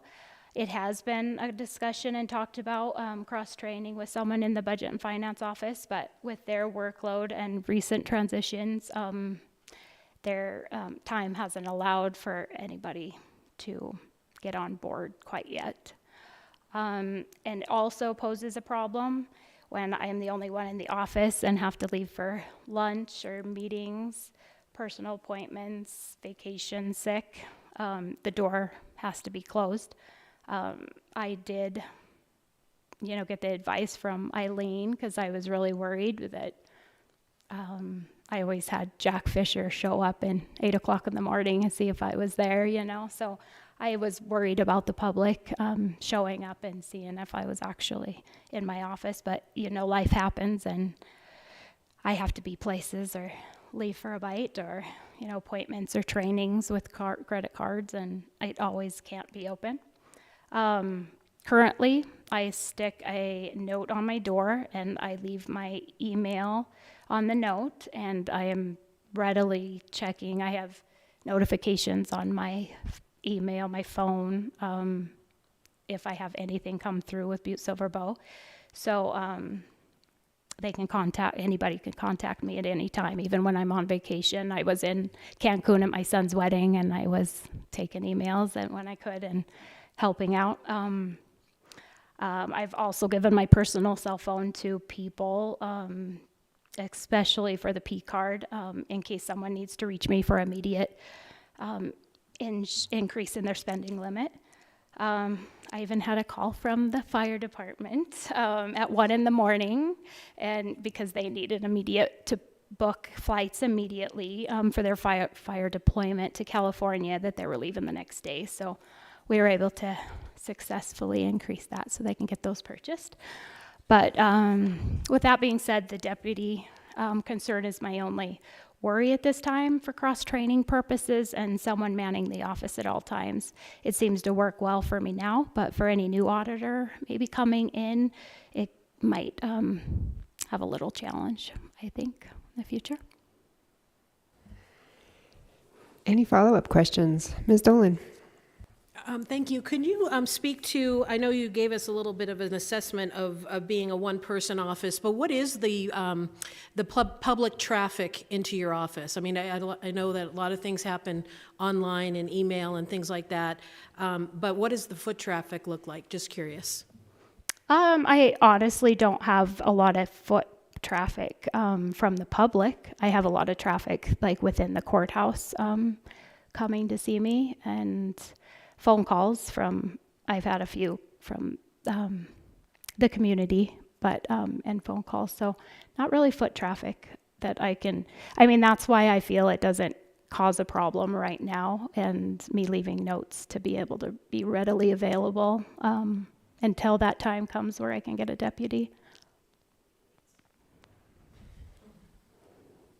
Any other follow-ups? Okay, Mr. Thielen, number 3, please. Madam Chair, thank you. Wendy, thank you for being here. What changes, if any, in governmental structure, organization, or powers would help the auditor address its most critical problems?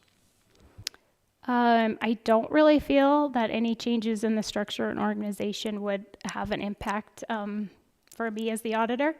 As an independent elected official, I don't report to like the chief executive, department heads, or commissioners. I only report to the citizens of Butte. If anything did arise, I would definitely run the potential issues or concerns by the chief executive, department heads, or commissioners out of respect, and maybe ask for advice. But I feel that I have the background and experience and knowledge to manage like the complaints, requests, or inquiries that may come in or brought to my attention. If I do need assistance, I know that I could ask our external auditors for advice or guidance, as they are bound by confidentiality, and so am I. So. Follow-up questions? Very good. Number 4, Mr. Dennehy. Wendy, what advice would you give us in terms of... Sorry, Wendy. What advice would you give us as the study commission in terms of conducting a comprehensive and impactful review of local government? My advice would be exactly what you're doing, calling in department heads, elected officials, and getting a feeling of each department's duties and responsibilities and how each area can be improved. What I would add would maybe call in a few past employees that have left or retired, for example, maybe Danette Gleason, Linda Sager, or Eileen Joyce. I know Danette has helped me considerably with duties and structure of my office, but not to mention the 30 plus years experience and informational knowledge that they left with. It would give you some more insight, especially when you have a new department head or elected official that is fairly new that you have asked to come to speak, and maybe in their short time of here can't tell you enough as their predecessor has or would be able to. Another point I would touch on is just, I think it's been said, just present your ideas to the citizens, and I know you're doing a great job on the video on it and having it readily available online, but just maybe need a broader media reach. The newspaper only can reach a small audience. Maybe links to social media, use social media to let people know when their meetings, presentations are, and maybe providing a link to the media stream. Any follow-up questions? Okay. Mr. Silk. Thank you, Madam Chair. Thanks, Wendy, for being here. Question number 5, what inefficiencies could be addressed through changes to the local government structure? I would swing back around to the prior question. I don't believe my department would be affected with this too much. Being elected keeps me independent from everyone. And I don't report to anyone, only the citizens of Butte-Silver Bow. But if I had to say one improvement that needs to be addressed, it would be, like I mentioned before, having a backup or a deputy to help with current workload. Cross-train in the event I was gone or something happened, and additional duties and responsibilities that were assigned or brought to my attention.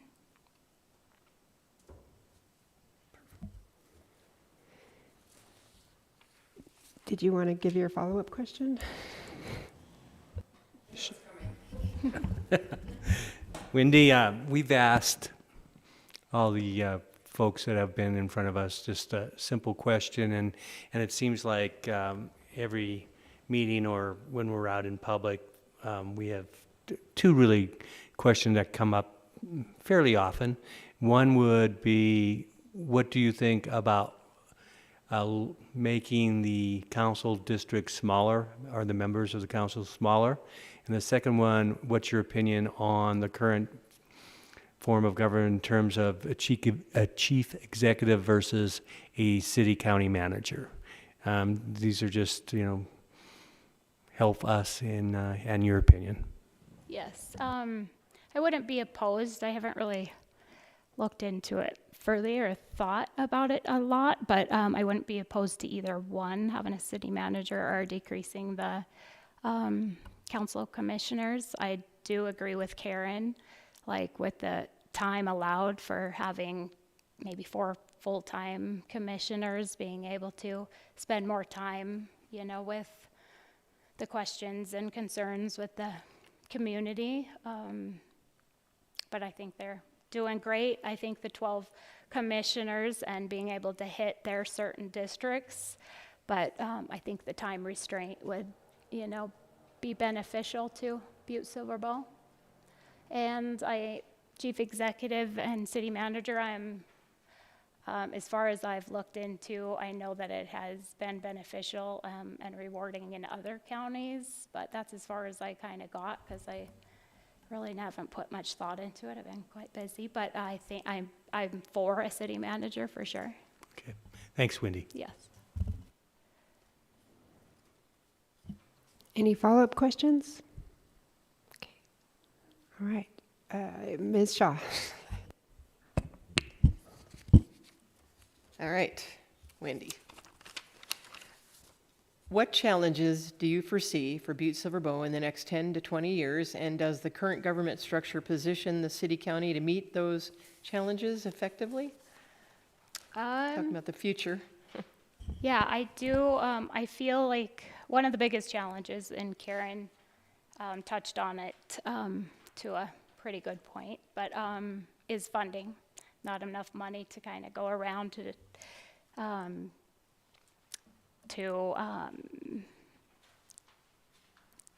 use to whatever needs to be done. I believe the Budget and Finance Department is doing a great job currently trying to find the money, and I believe the efforts from them and other departments that directly affects will continue in their efforts. I also feel the workforce development will be a challenge, and it already is. Hiring and retaining employees have been a constant battle, and right now I don't see it changing anytime soon. People just don't want to work.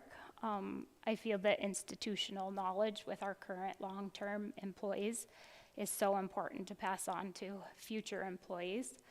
So I wish it would change so that can happen and transpire before they retire or leave. Another challenge might be being able to keep the public informed. Like mentioned before, we need to be able to inform the public on many different platforms, being newspaper, radio, social media. While we know we are doing our jobs correctly, we would benefit having a team maybe who works together and helps the department getting the message out, like a public relations department might be beneficial. I don't know, in the funding, if that's even possible, but just crossed my mind that they could work on sending out coordinated messages from the departments and all the platforms, keeping our message alive and out there. So, Excellent. Any follow-up questions? Ms. Casey? Thank you, Madam Chair. Wendy, as being an elected auditor, can or has the public or a member of a department or the commissioners asked you to audit any particular, say, a program that was running or something like that? Yes, I have had a few come to me, and I've kept it confidential. So, but I've had in a couple years, probably 3 or 4 internal requests of, audits. Yeah, and then there's public ones that I have audited as well. Yes. Yep. Any further questions for that? Ms. McCormick? Thank you, Madam Chair. You do an amazing job. You do a lot of stuff. Thank you. And I should have put this as a comment instead of leading into a question, but it does make me think when I vote for the position of auditor, I don't really think about what the auditor does because I'm not a numbers person. Yeah.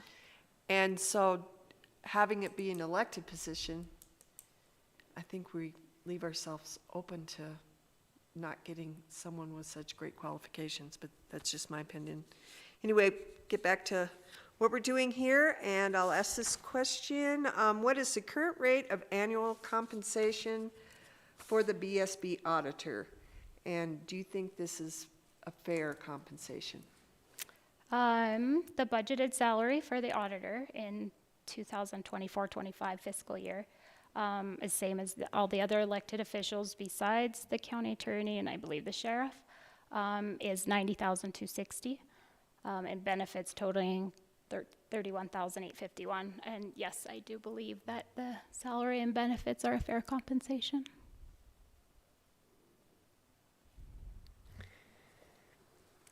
Any other follow-up questions for Ms. McGrath? Is there anything that you would like to say before you leave us?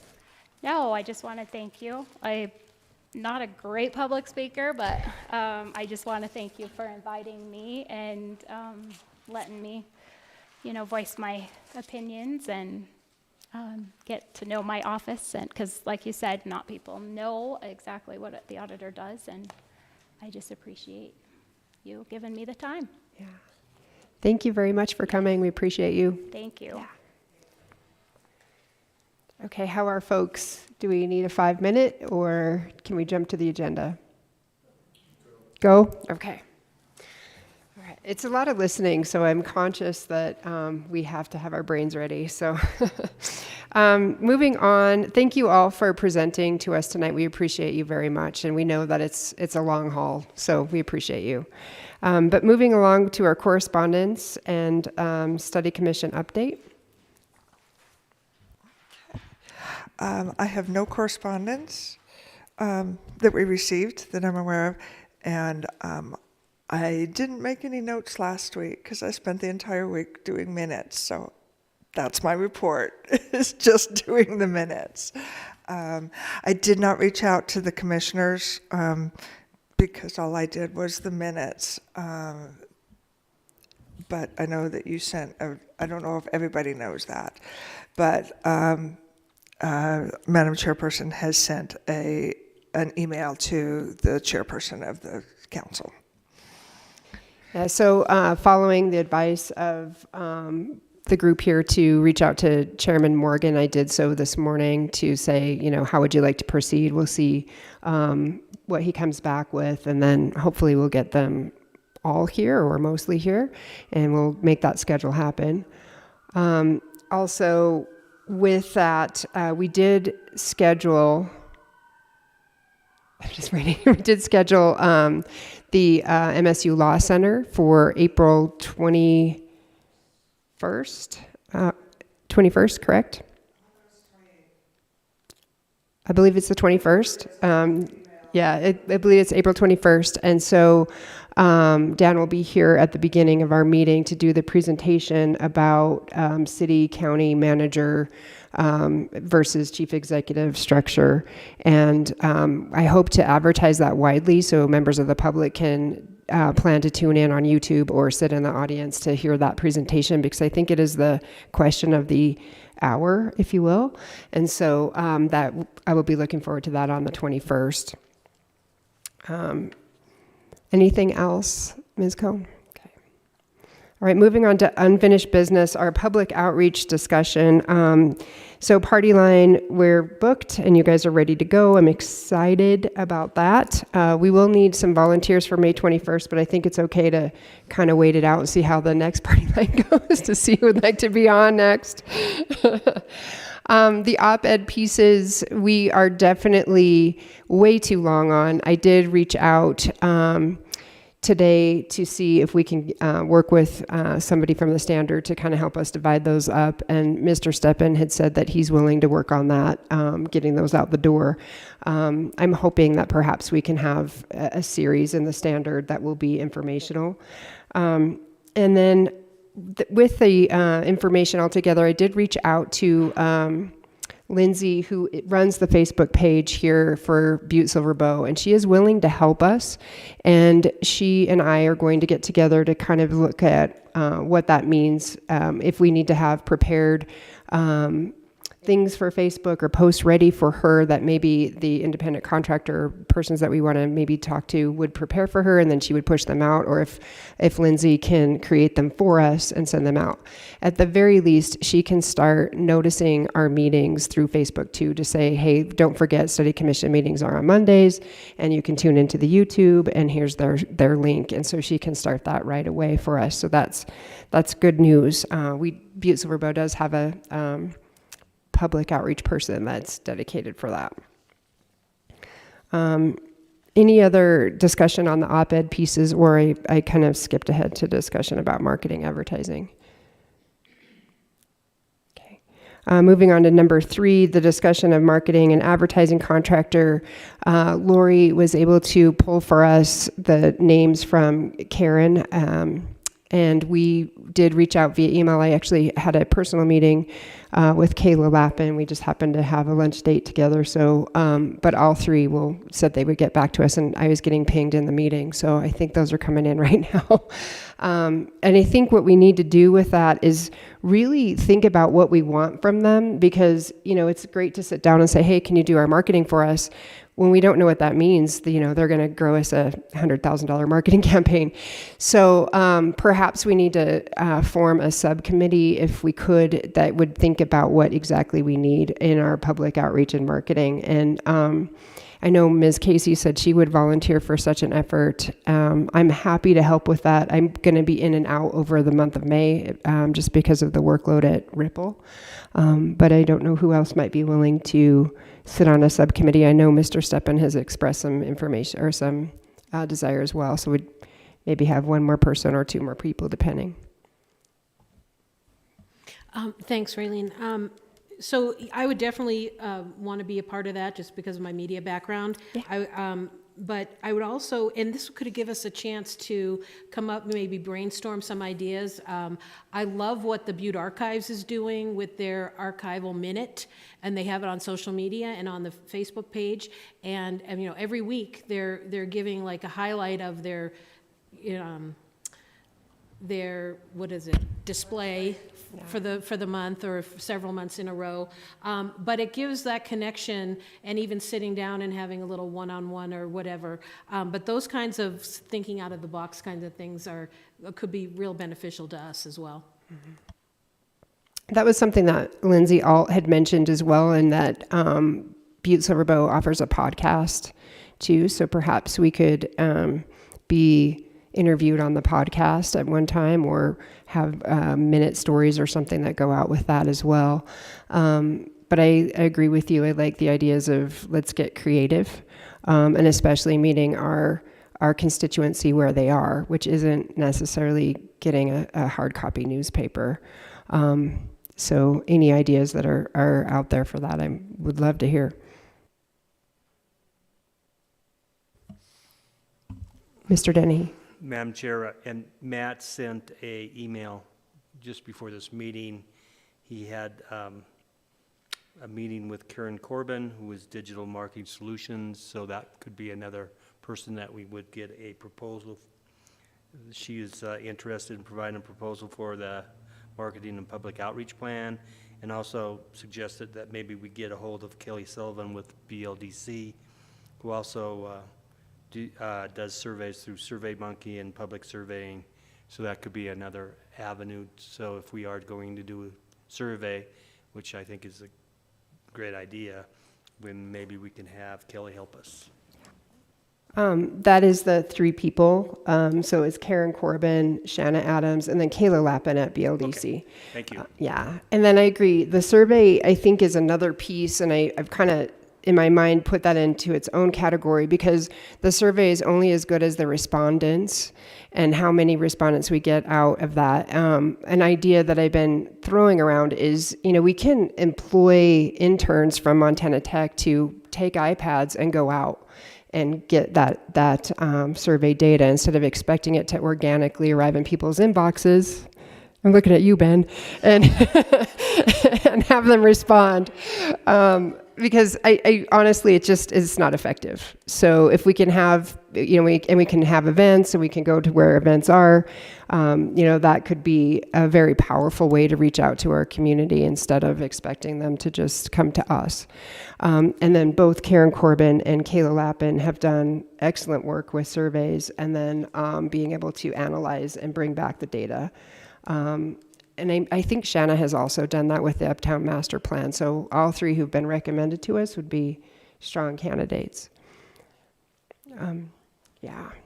So with that, if Cindy, I would appreciate you to be on that subcommittee. If there's somebody that would want to be on the subcommittee, not me, I can come in and out. Like I can look at it from the chair level if there's somebody that's very interested in the public outreach.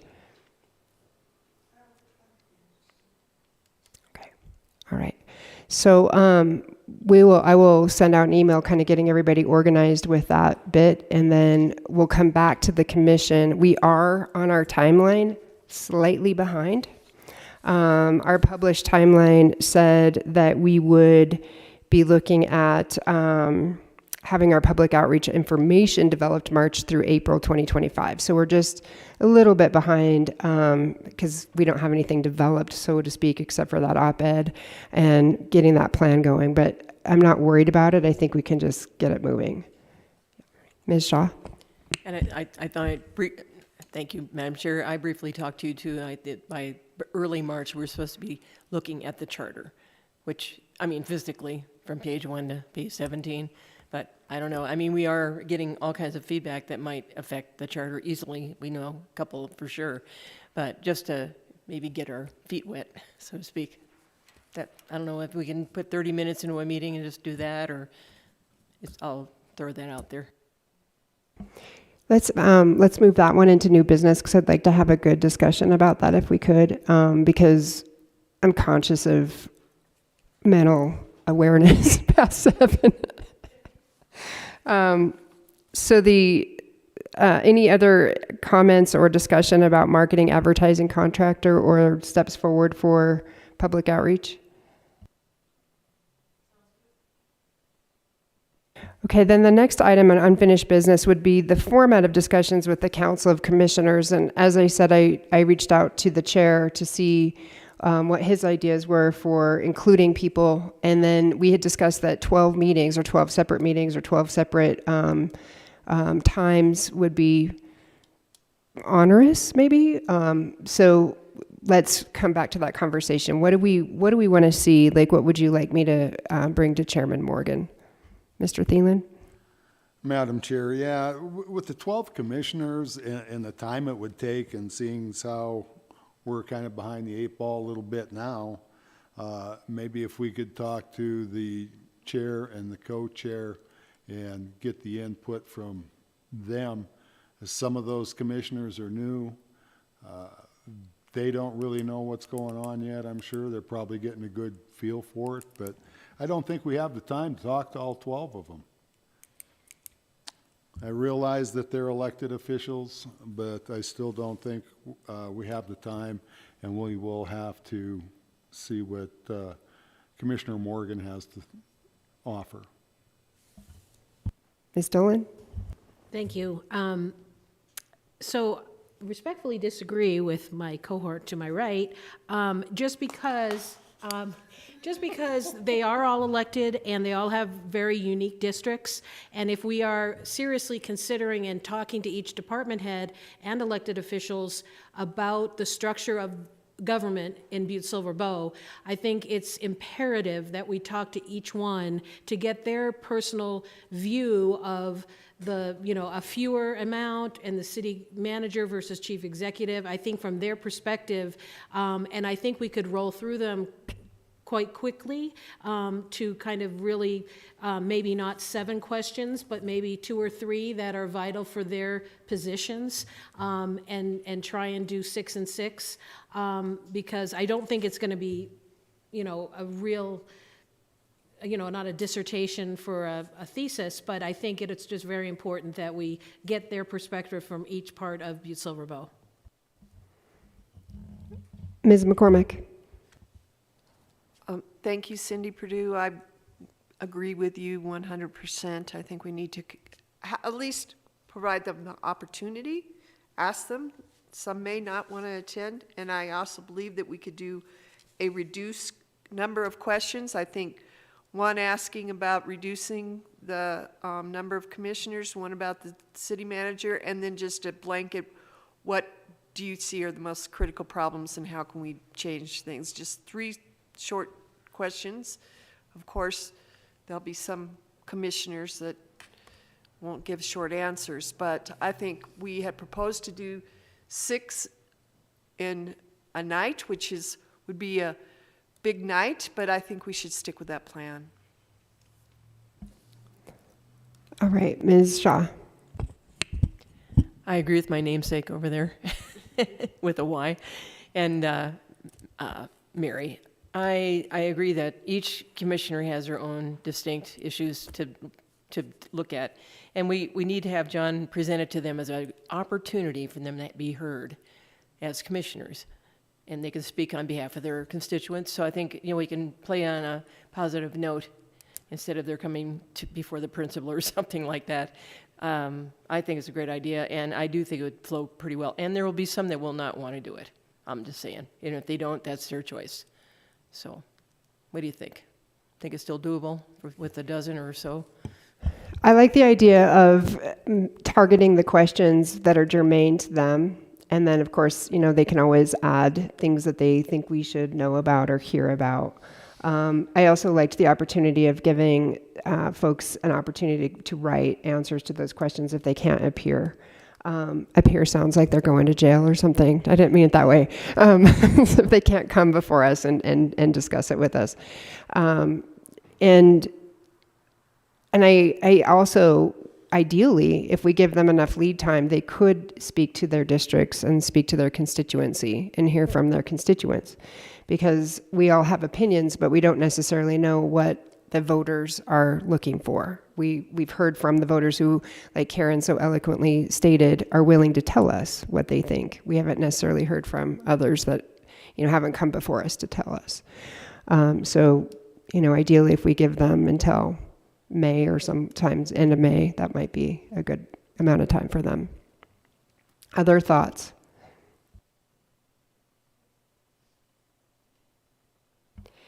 Do we need a vote in regards to this, or do we just move forward with our 6 and 6? Okay, so I will reach out to Mr. Morgan, or follow up with him that we're asking for 2 meetings, 6 at each meeting if they can. And then he and I will kind of dialogue back and forth in regards to who's going to come when. And then if Ms. McCormick, if your subcommittee can provide the 3 questions, and we'll get those to the commissioners as soon as possible.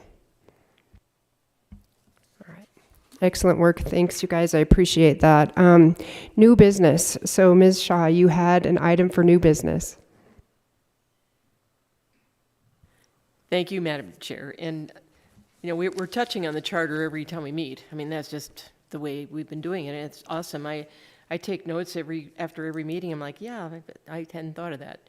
But we've even had some of our interviews coming before us, especially Parks and Recs, the remediation reclamation, Eric Hassler, and I think of the third one.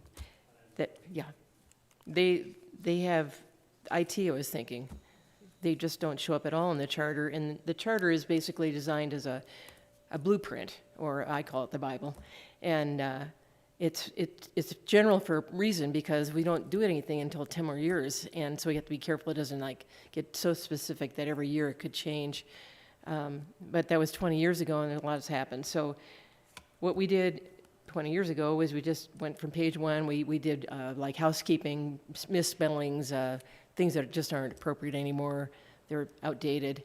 But I just think it would give us a good mental groundwork to start thinking about the charter itself, and then do all this other stuff in between, which really enhances the whole deal. So that's it.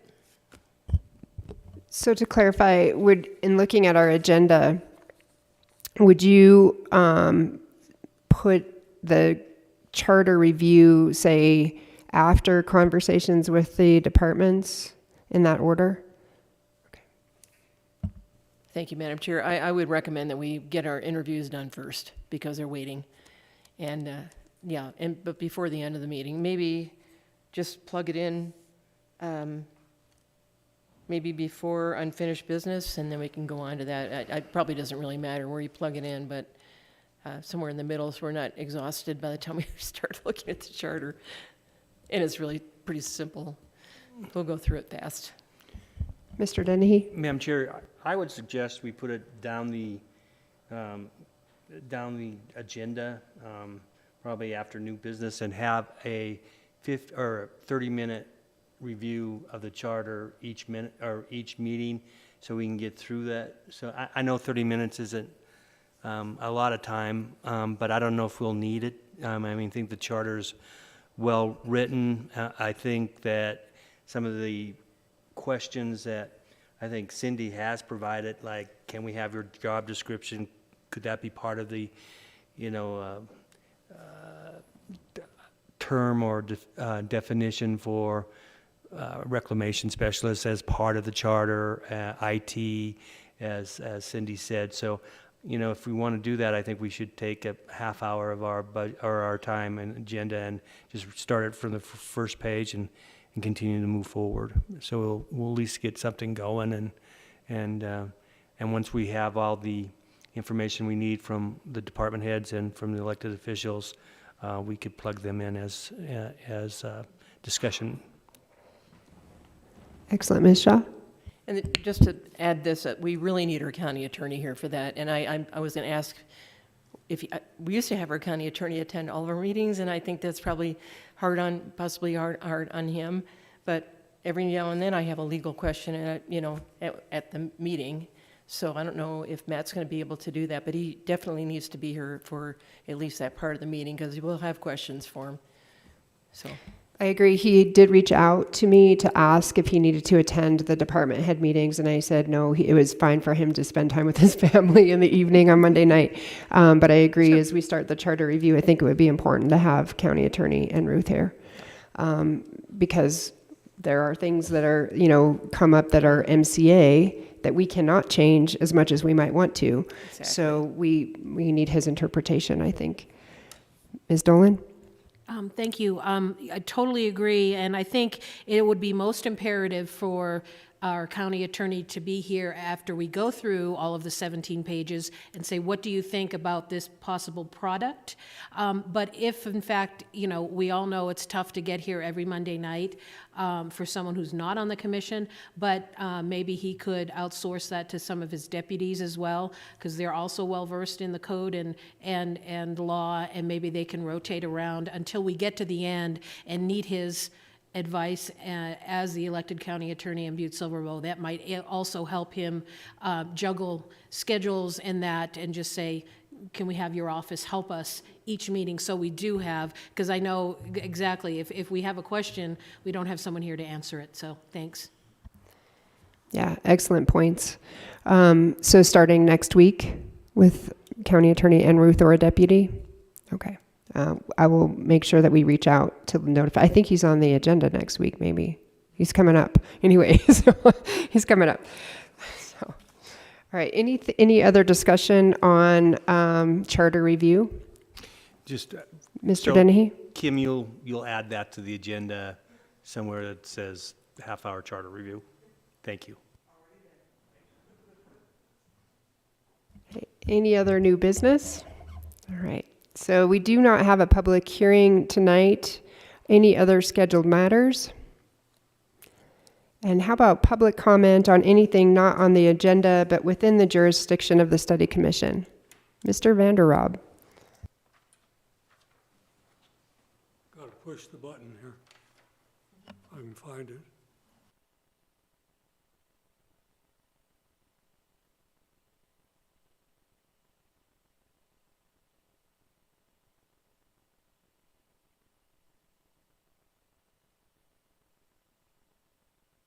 For people with hearing aids. Can you hear me? It was on. Put it up to your mouth. Ah, okay. Okay. No problem. R. Edward Vanderrob, 2601 Grand Avenue. We got to get that in. I've only got a simple comment. I heard you ask relative to the city manager concept and the full-time commissioners, but I didn't hear anybody ask about a full-time council chair, a go-to person for the public. I've got some other questions for the scheduling in the future, but that's not a comment. Thank you kindly. Thank you, Mr. Vanderrob. That is an excellent question for us to consider, I think, in terms of helping increase engagement with the public. If there's models that we're looking at, that would be a model to consider for sure. And then Mr. Vanderrob, we will get you scheduled. I think you and I have exchanged a few emails, and Ms. Cohn, we've exchanged emails in terms of getting you scheduled to present to us as well. So I think in May, correct? Okay, it's okay. I'll talk to you afterwards. Sounds good. Sounds good. Okay. Announcements. Meetings will be held every Monday at 5 p.m. except on federal holidays. And I believe we said at some point we were going to go to less than every Monday, like every other. So that will be happening eventually. Not if we don't get moving. Very good. So I would entertain a motion to adjourn. Thank you, Mr. Thielen. And all in favor? Opposed? Very good. We'll adjourn. Thank you.